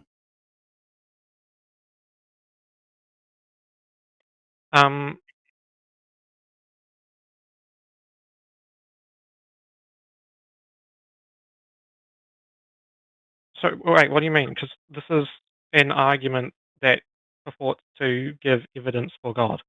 Well, don't tell me to read the book again. What's the argument? You make the case. I can go over it. But yeah. Okay. The idea is that there's solid evidence that the resurrection of Jesus occurred. It starts with there's a lot of layers to it, and it's all only probabilities rather than certainties. It goes into probability that the books were actually written by the proposed authors, and it compares the Gospels to a bunch of other historical texts that we claim to know the authors of within some amount of certainty, and that the Gospels have a higher probability of being written by who we say they are than other historical texts. Then it goes into, okay, so the books were written, what if they lied? And it goes, these guys all died for what they claimed to be the truth, and people wouldn't die for something that they know is a lie, a lie that they made up. And okay, well, let me jump in goes quickly. on like that. There's a lot of layers to it. Let me jump in, and forgive me, Owen, I don't want to monopolize the time. You're good. Go ahead. Okay. Well, first of all, the Gospels are written in the third person. They were not written by a Matthew, Mark, Luke, or John. Those Gospels stand in contradiction to each other. They have different, conflicting accounts of the basics of Jesus' life, from his birth to his death and the life lived in between. The claims made and the supposedly historically accurate events depicted in the Gospels were not corroborated by any contemporary historian. I've heard Tacitus' name thrown out. That's bullshit. Josephus, the Antiquities, was published roughly 70 years after the alleged crucifixion and resurrection of Jesus Christ. And even then, it's disputed as to whether the one line referencing Jesus was a pocket gospel that was written in by somebody else with another agenda. No contemporary historians verified anything. So we're talking about using the book to prove the book. And hey, some people said, we heard a guy, we knew some people, there were echoes. The word probabilities is very problematic. And I want to address this claim, and it's the same claim that Mel Gibson made when he was appearing on Joe Rogan's podcast about Jesus Christ and the disciples. He said, no one dies for a lie, meaning that, first of all, it has to assume that there were apostles. And because they died for what they believed in, it must be true. I would like us to apply that to people like the Heaven's Gate cult, who believed that there was a spaceship traveling in the tail of Hale-Bopp's comet, and they were going to kill themselves so that they could go land on the spaceship and live forever as spirit beings. Those people, dozens of people who committed suicide, they died for a lie. Now, they may have been sincere in their belief, but it didn't mean that that claim was true. So just because someone, Islamic terrorists who blow airplanes into the World Trade Center, died for a lie. So this idea that someone would kill themselves for something, therefore it must be true, simply doesn't work for me. What do you think about that, Em? Yeah, and that's correct. The point is not that it's necessarily true because they died for it, but that they truly believed it because they died for it. There are other layers that are like, well, could the disciples have been deceived? And I don't remember all of the arguments, but there's a lot of layers to it. Well, the fact is, the arguments. I have not actually read the book. I would love to read it. In fact, you've reminded me. I'm going to write it down. I'm going to get it later. But the argument that you've given us, ultimately, like, you boiled it down pretty well. That argument. I've heard that argument before. I'm familiar with it. That's the bottom line. The idea is people wouldn't die for a lie, but people die for a lie all the time. What he means is people wouldn't die because they are lying. I see. They wouldn't die to protect the lie that they are telling. But we have no reason to think that they were lying. We have no reason to think that Paul was lying when he said that he believed that Jesus whatever. Paul and all of these other people most definitely did die for the belief in Christianity or whatever. That doesn't validate the truth claim of Christianity, though. I mean, Paul didn't even know Jesus. Paul never met Jesus. He didn't come around until years after Jesus was already dead and gone. There's no way for us to have any idea whether Paul really believed it or whether it was real or whatever. That has no bearing on anything at all. And you threw out another argument about the resurrection. The resurrection is paper thin. Again, we don't even know for sure that the guy existed in the first place. I tend to lean toward he probably did exist because that seems to be the historical consensus, and I'm not an expert here, so I just go with what the historians say. But there's, if we don't even know for sure if the guy existed, how could we possibly know for sure that there was a resurrection? The evidence is basically non-existent. There is no evidence of a resurrection, none. All of the evidence, quote unquote, used in these arguments are basically just, I believe that it's true because I feel like that just makes sense to me. That's pretty much the extent of it. And one of my favorite examples is when the graves of the saints opened when Jesus was crucified. And then when he said, it is finished, and he died, the saints rose up out of those graves. And the undead saints walked the streets of Jerusalem according to the biblical New Testament. And somehow, no contemporary historian thought that was newsworthy enough to document. I find stuff like that fascinating myself. And yes, and there were notable historians in the area at the time that we use, that were writing at that moment when that took place, and they didn't write about it at all, apparently. Just one example. What Yeah. do you think? I think that I am very stubborn and I am trying to figure things out. Hey, man, if you're on a journey, And I think I don't I have much buy more to that. say. I buy that. Like, if you are taking a journey and you are genuinely curious, but stop telling people how freaking stubborn you are. It's not a flex, right? Oh, I am not going to be changed because I am stubborn is really not the healthiest attitude if we were on a journey, a journey with humility for what is true and what is not. Being stubborn we can be stubborn about some things and it genuinely is of benefit. But I think when trying to find out what is true and what is not true, I think we need to say, all right, I'm going to put my defenses down. I'm going to assess the evidence or lack of based on merit or lack of, and I'm going to try to take this journey honestly. So, hey, leading with stubbornness helps no one. It certainly helps not you. Okay? Yeah, I don't mean it as a flex. I mean it as a flaw. I get that. Well, I think those things can be addressed. And I think many times they can be overcome. There is an RFR, a Recovering from Religion chapter in New Zealand. Not that you have to be not a Christian, but if you are navigating a journey and you want somebody to talk this through with, somebody who has more bandwidth and maybe more experience and knowledge than we do, contact them, recoveringfromreligion.org, and chat. Spend time on the journey with humility. Understand we're all flawed, doing the best we can, and let's just see what happens, okay? Yep. Much appreciated, Em. Thanks for calling. Thank you for taking my call.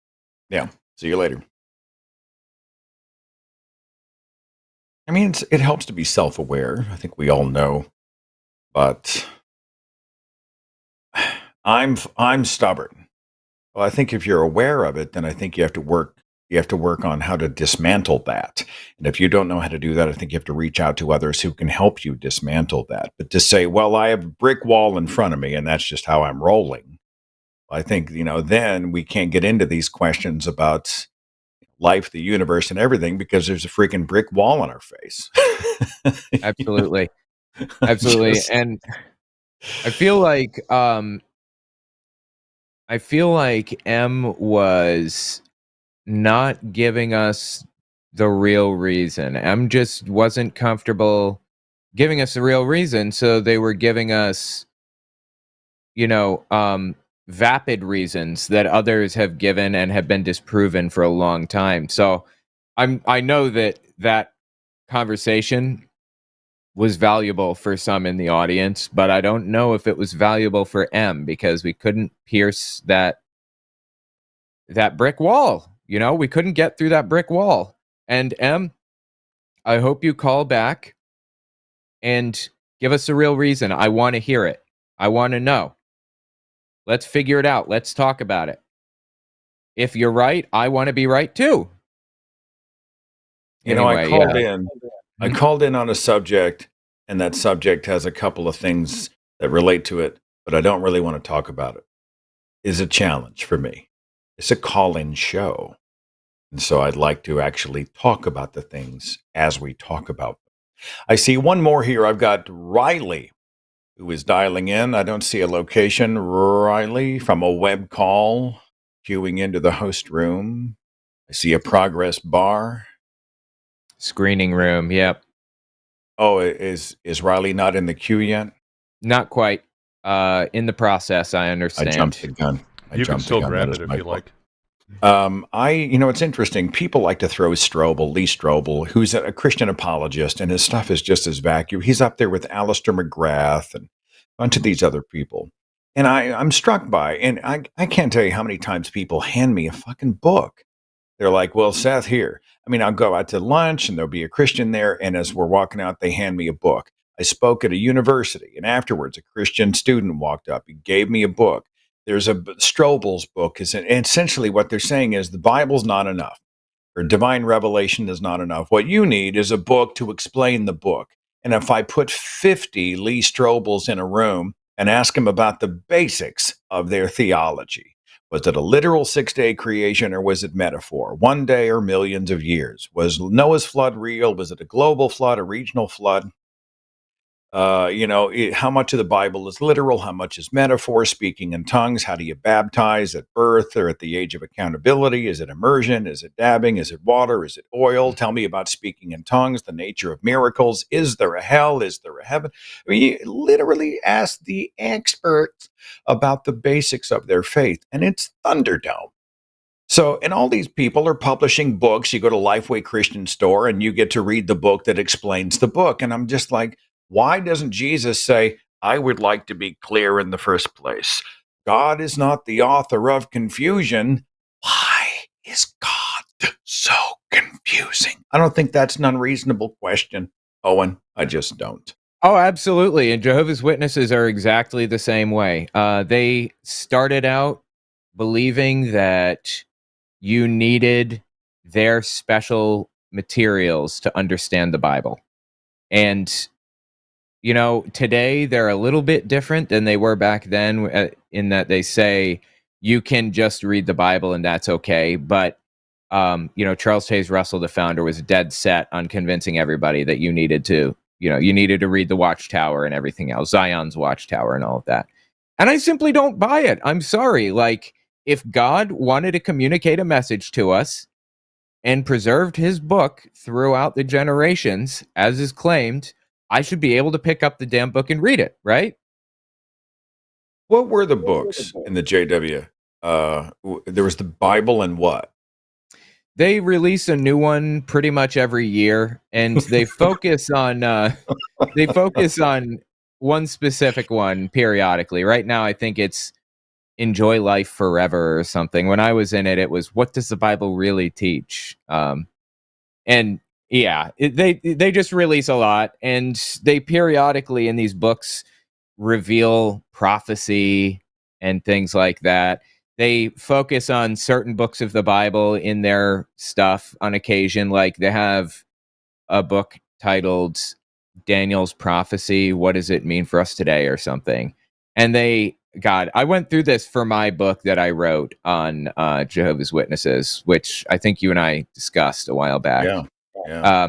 But their interpretation of Daniel is really fascinating. I went through the entire book of Daniel.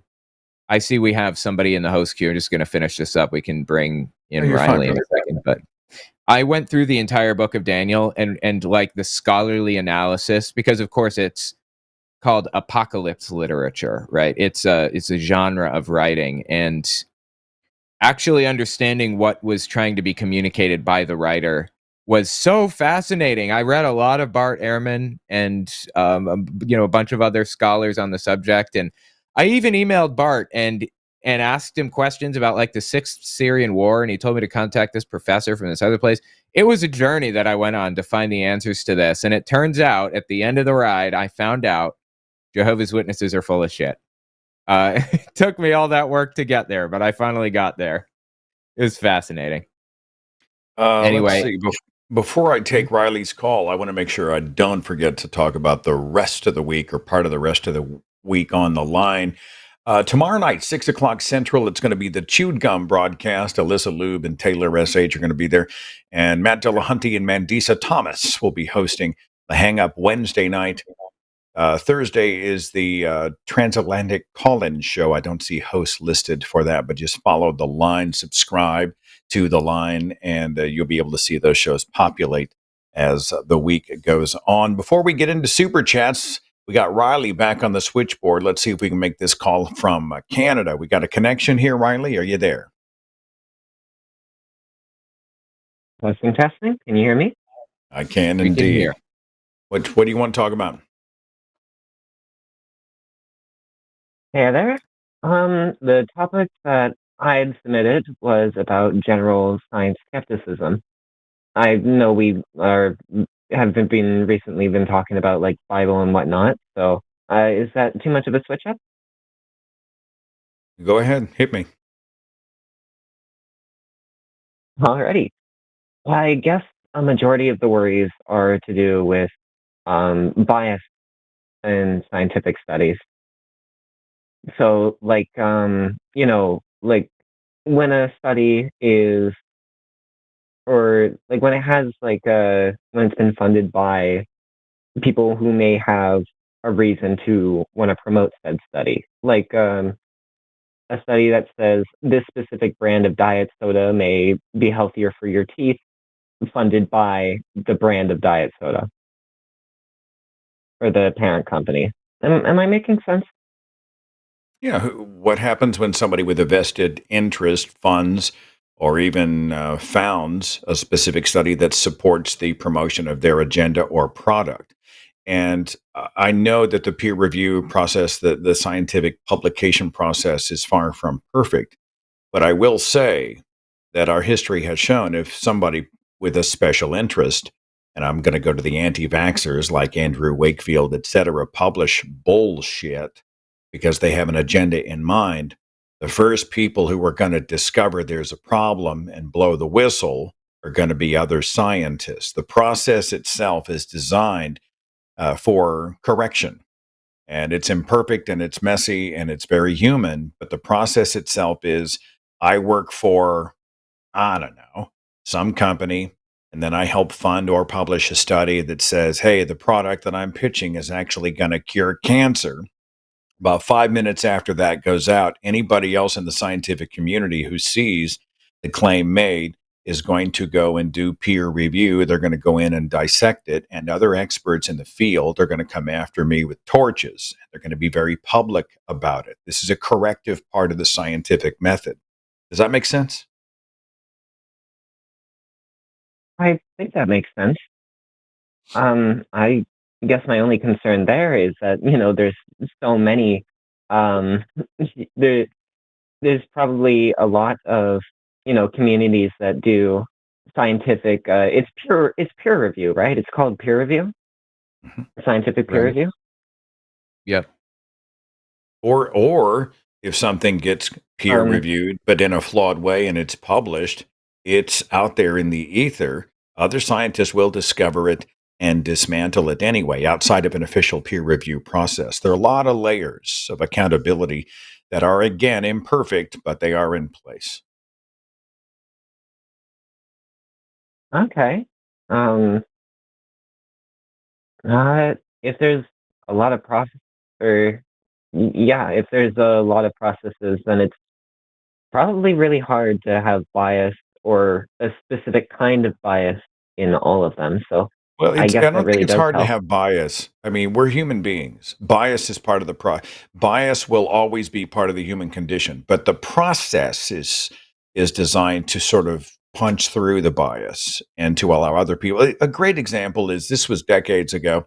There were some scientists who came forward and said that they had perfected cold fusion, which was manufactured uh, uh, I don't even know how to say it in nuclear terms, but a kind of nuclear power that would solve all of our energy problems for all of humankind. You know, you no longer have to have fossil fuels and solar, and cold fusion is going to do it. And they published this thing and said, we have discovered it. We are scientists. And it took about 8 seconds before people in the field looked at those findings or those publications, those claims, and said, "This is wrong. This study was done. This is bullshit. There's no authentication. Authentication," and they dismantled them publicly. So it was the scientific community that provided the corrective. That's how the system is supposed to work. Owen, I don't know. Did you have any further thoughts on this one? No, I totally agree with you. That's generally how peer review works. And with Andrew Wakefield, who you mentioned a minute ago, the dude was corrupt and working for a law firm that was trying to sue companies, and the study was retracted nearly immediately. So yeah, that's generally just how the system works. Anything else, Riley? Any further thoughts? Not exactly. I think that handles most of my current concerns, you know. Appreciate you I calling. guess the next question would be like, you know, where could I find this kind of information, these kinds of peer review? Like a proper source That's a good question. I to, actually, I don't know, when I was researching for my book, Was Hitler an Atheist? I uh, went in search of like specific sources, academic sources on World War II, and the answer is a lot of the time they're behind like not a paywall, but like an academic wall. Sometimes you need to talk to a university, and they will supply the journal or supply access. JSTOR is a website where a lot of these academic journals can be accessed. JSTOR, I believe. I went through them to get some stuff, had some fans go through them for me. Then there are just some publicly available peer-reviewed journals that you can access as well. It depends on the field that you're looking for specifically. Mine was historical research, but if you're looking for like physics or whatever, you can always access it, by going through JSTOR or asking, authors for copies of it or going to universities or whatever. It's a broad umbrella, my friend, but we do appreciate your call. Thank you so much, Riley. I appreciate you guys. Hopefully y'all All have right. a great day. Appreciate You it. too. Be safe up there in Canada. I was recently speaking at an event in Canada, and they were like, "What in the hell is going on in the United States?" And I'm like, "Where do I begin?" And so anyway, and then I asked for asylum. Yeah, So, seriously. yeah. Can I have a can I you got a couch I can sleep on? Let's finish the broadcast with we've got quite a few super chats. I guess we'll just alternate back and forth and make sure that everybody who has donated gets their time in the spotlight because they are so appreciated. I'll start. The atheist mechanic says, I'd gladly tell these conservatives where they can shove the 10 commandments. Going hard at the believer. Thanks for Absolutely. the super chat. From Alan Michael, thank you both for doing this 2 days in a row. Owen, thanks for taking my call yesterday. Appreciate what you do here more than you know. Absolutely. Yes, 2 days in a row. I'm killing it now. You're a glutton for punishment. You're always activisting. Impish misconception. $5 Canadian. Roses are in June. Wait, I'm going to say roses are for June. Violets are for May. I'm celebrating as it's my 38th birthday today. I'm not singing to you, but happy birthday. Another trip around the sun. I heard somebody say once that life is like a roll of toilet paper. It spins faster and faster as you get closer to the end. I found this is true. Like when I was a kid, I'm just going off on a tangent, Owen. When I was a kid and somebody said, you know what? We can do this in a week. I was like, a week? Oh my God, it's going to be forever. It might as well be an eternity a week. And now that I'm in my 50s, if someone says it's going to be a week, I blink. I'm like, holy shit, is it next week already? And it's happening more and more. Time flies. It flies. All right, go ahead. Brother, and it's not just a week at a time for me. Now it's down to the minute. I'm cooking like a food or something, and I look down and I'm like, oh my God, like 10 minutes just passed. Just zipped right by. All right, we got one. Wasn't it just Easter? And now I'm like, Yeah. wait a minute, it's September. It's Labor Day? Where'd the year go? This is happening more and more. So I know, and they say that journaling helps with it too. If you journal, then it goes by a little bit slower. So I'm gonna start trying that maybe. But okay. All right. Anyway, we got one from Hannah Hodgins. Hey, Owen and Seth, I'm a regular on the line. I can honestly say each live, all of you are so helpful. It's genuinely helped me so much. So much love to all of you. I appreciate that very much. Thank you. Virtual hugs through the internet, through the Ethernet cable to you. Thank you so much for the kind words. And it helps me atheist too mechanic. to do this. So It is. It's one of those things where we often are in a room by ourselves and we see statistics, take a few calls in the abstract, but we sometimes we do wonder, Does it matter? And if someone says it matters, that's fuel for the engine for us. The Halloween party poopers are never fun. I was escorting my cousins one time, and there were a few houses that had age restrictions on who they would pass candy out to. They caught hell for it too. I mean, No I'm pun like, intended. if you want to come and trick or treat, even if it's somebody, it's 17-year-old who's not in a costume, I'm like, well, at least they're not doing crack somewhere, right? Here, here's the Snickers. What does that really cost me? Right. I don't care. I'm good with it, Yep. All right, got Larry Mondello, Seth and Owen. Great to see a father and son streaming together. Thank you. I appreciate that. Funny enough, I stream with my daughter a lot, and people don't realize it's my daughter because we look so close in age. I was like a baby myself when she was born, and everyone thinks we're brother and sister. I went to the doctor recently. Doctor thought that we were brother and sister. I guess we're about the right age, me and you, right? Father and son, somewhere in there? Maybe. Yeah. I hit 57 this year, and I'm making 36. more noises as I get up and sit down. It's getting out of bed is like a 3-point turn. Legs over and sit up, and then you lift. It's kind of one of those things. Can't do spicy food. I love to nap. I'm turning into that person, Owen. It's just sad. Yeah. June Bromley, $5. Even assuming God isn't all-knowing, the threat of hell makes it evil as fuck. Torture is bad enough, but for eternity, what a prick. Never once made sense. Oh, what wisdom you speak. Thank you for the super chat. Absolutely. Jasmine Busak, I think. Seth, thank you for the constant reminder that street epistemology is a thing. I actually used it yesterday at a Labor Day gathering, and I got some fascinating answers. 100% agree. It's so useful. And if there are a few who don't know what SE is, in a nutshell, it is a way to enter conversations with interlocutors that doesn't cause them to get into fight, flight, or freeze. You're using the Socratic method in good faith and goodwill with good humor. You're asking questions and getting people to, perhaps for the first time, begin to say, well, why do I believe what I believe? Like, people believe stuff, but it's rare that many people have really gotten down to the bottom of, well, why do I believe that? How would I defend that? How would I feel if someone had a similar belief, but it was attached to a different faith tradition or something?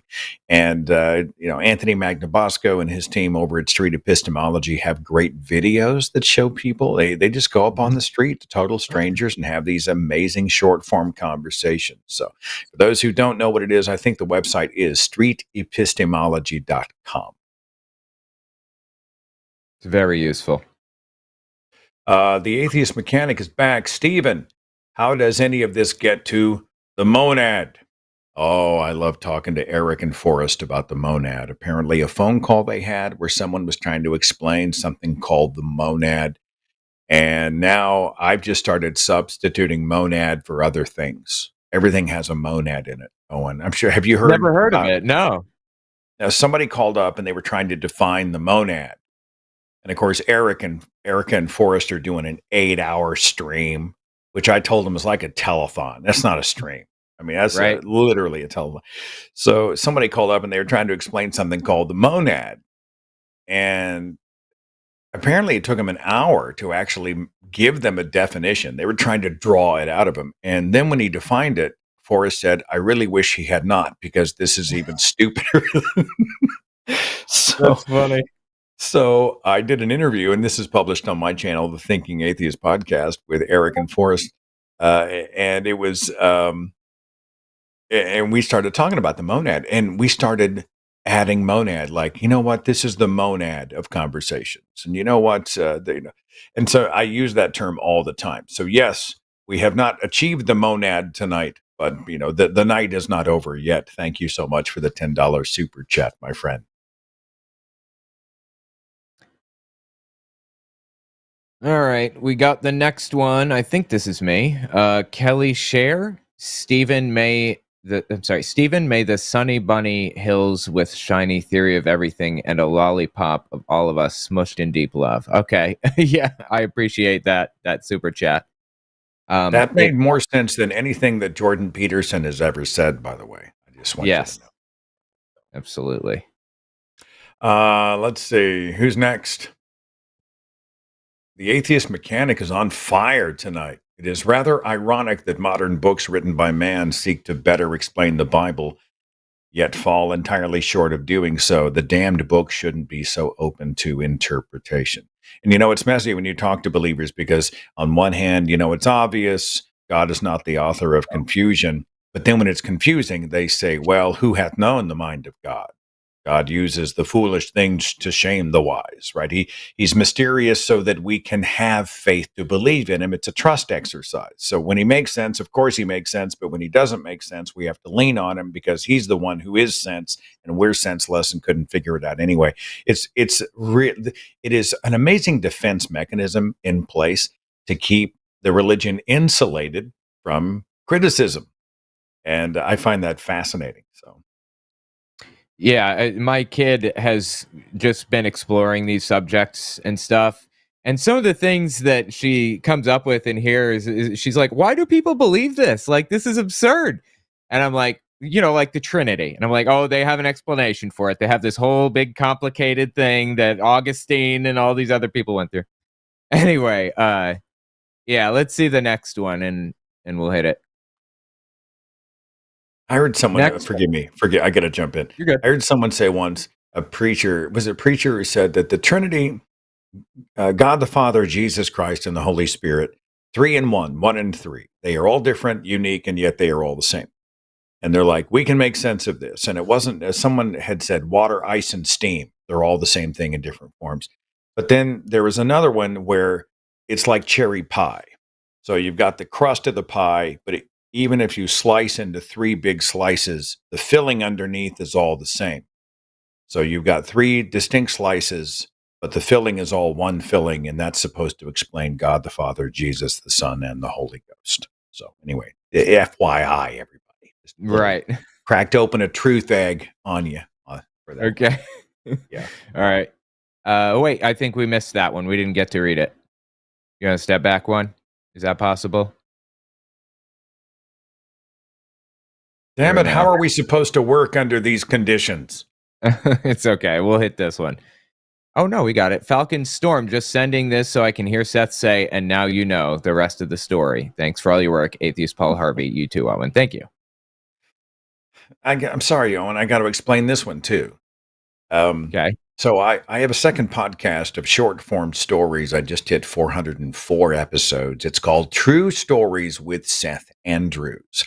And it's sort of channels the spirit of the old ABC radio host Paul Harvey, who was huge in the late 20th century. And he did a weekly show called The Rest of the Story. It was a 4-minute piece where he would take you on a journey and tell you something. And then at the end, he would reveal who he was talking about. And it was often very surprising, sometimes shocking, and almost always fun. And so he passed away like 15 years ago. But he did the show till he died, and he was 91 when he died. And so I thought, well, no one's really doing anything like that. So I have put together a deal where, a few times a week, 5-minute true stories go out. And so that's why he has tied me to Paul Harvey. Okay. Because we formatted that show together. But thank you for the kind words, Falcon. Much appreciated. It's awesome. Is this you or me? I've been yammering on so long. I don't even know, Owen. I'm sorry, brother. Atheist Mechanic, $10. Was a pleasure getting to meet you at NanoCon, which was an amazing Nashville, Tennessee conference. Looking forward to meeting you again in the future. And Owen, hope to meet you at some point as well. Love the show. Meeting Owen is really like encountering the Christ. When you meet him, you drop to your knees. You do hear angel song. There is gold light from the sky, confetti. It is really a miraculous moment. Not to toot my own horn or anything. Nah, I'm just kidding. I didn't get to go to NanoCon. I heard a lot of people really enjoyed it. I wish I could have, but my wife goes to a ton of these events because she works for American Atheists, and they send her around to stuff. And I don't know. I'm going to keep my traveling down to just a couple things a year. I get you. All right. Next one. I believe this one is me. from Mountain Eucalyptus. Thanks for being chill, guys, and taking whichever at face value. You've rebuilt some of my confidence. Might call in again with more preparation next time. My beliefs and stress. My beliefs need stress testing for sure. I think this is M, probably. And if so, yeah, just give us a call. We'd love to hear from you. For real. Tell us why. I like that. I like that phrase. To stress test your belief. Yeah. I like that. I might steal that. Thanks, Sam. $4.99 from Team Free Will 06. Greatly appreciated. Thank you for the support of the line. Mr. Wait, I know how to pronounce it. Boricua, is that right? I think that's it. Good show this eve on this day of labor, on this day of the moon. Many thanks for you guiding us in the way of the monad. Monad be with you. Thank you so much. I mean, it's just one of those things. I think T-shirts need to be made. Mugs should be printed. The monad needs to be honored. Yes, I might follow that religion. Let's see. Jamnico 6, $10 at a gig late Saturday night. A friend complained about having to get up the next morning for church. I said, easy fix, don't go.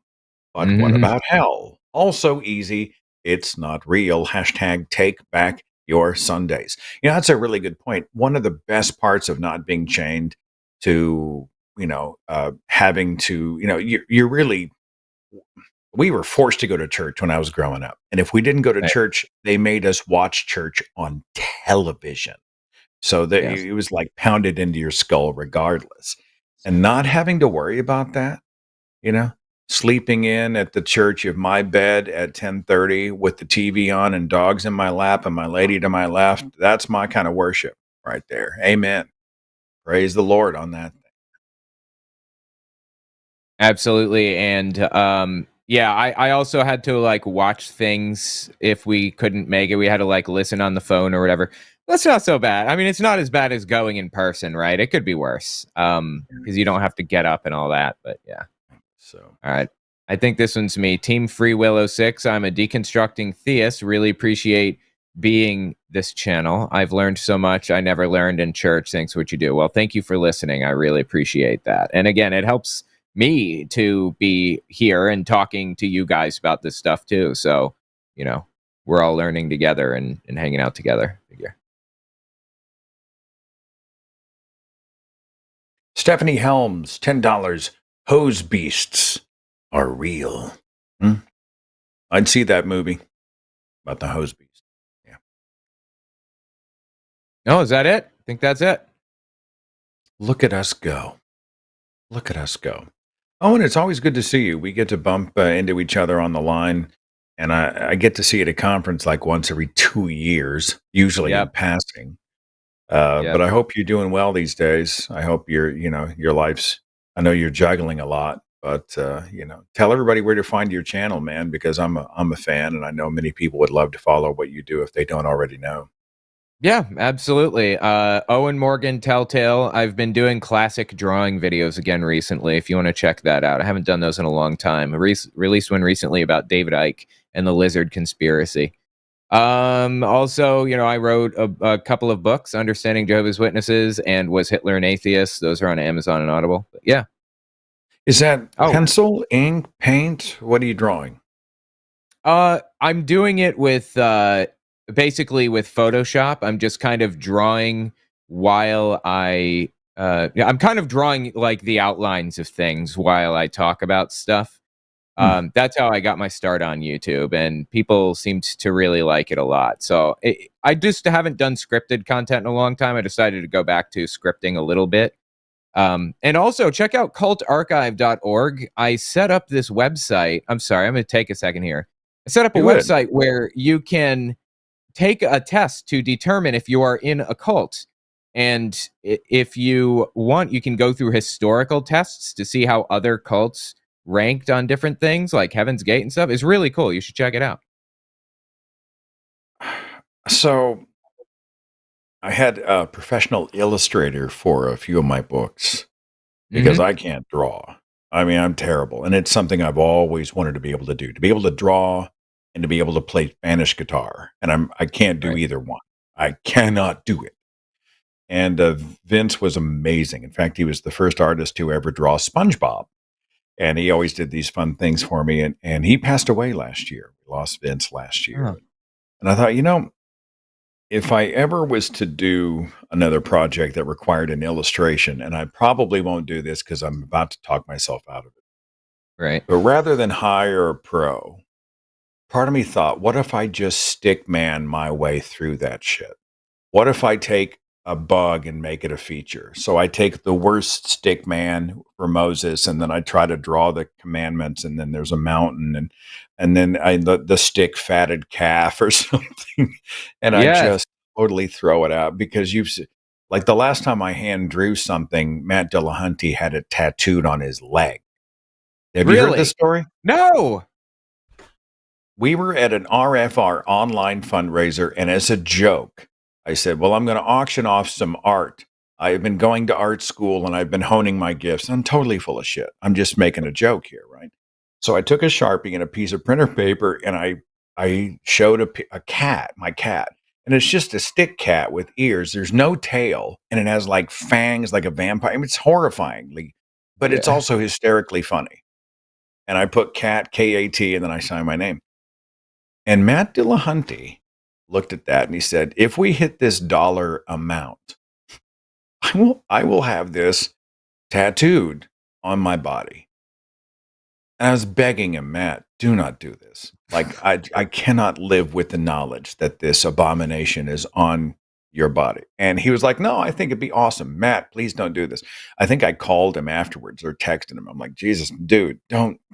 Funny. And if you see Matt Dillahunty at a convention, ask him to show you, I forget which leg, right or left, on the shin, about this big, is the stick drawing of my cat. Oh and it will be there forever. That's my legacy, Owen. I'm just saying. Hey, you know what? I always view this as, tattoos are supposed to preserve memories, something important, right? And being a part of the community, being your friend and working with you and everything, that's part of it. And so I get it. The best tattoos have a story. I thought about getting a tattoo. I'm overdue for my midlife tattoo. My problem is I have a couple of problems. One is I have commitment issues, so I'm afraid I'll wake up the next morning and decide that was a bad idea, a bad choice. I wish I'd had something else done. And two, I hate pain. You got any tats, Owen? I don't mean to drag this out, but I just no, you're good. Yeah, I have a few. Any ink One on you? Is unbreakable. It says unbreakable on my arm. I also have 666 tattooed on my arm. You can't really see it well. And it says cursed. I also have I've got a couple. I got like my kid's name on my arm here and stuff. It's really not that bad. It hurts at first, like a little bit, but when you focus on it, it just kind of goes numb because of the vibration most of the time. So you'd be fine. All right. I'll pray and seek the Lord on this decision, and we shall see. Okay. We shall see. Owen, thank you so much for hanging out with me. Thanks to everybody for watching and listening. Thanks again to our producer, Morgan. And who screened our calls tonight? Was it Amari? Was it like Luvian? Luvian, thank you so much for that. And we appreciate you very much. Lots of good shows coming up on the line this week. So make sure and be here tomorrow night, 6 p.m. In the meantime, good to see you, everybody. Thanks for the calls. Thanks for being a part of the family.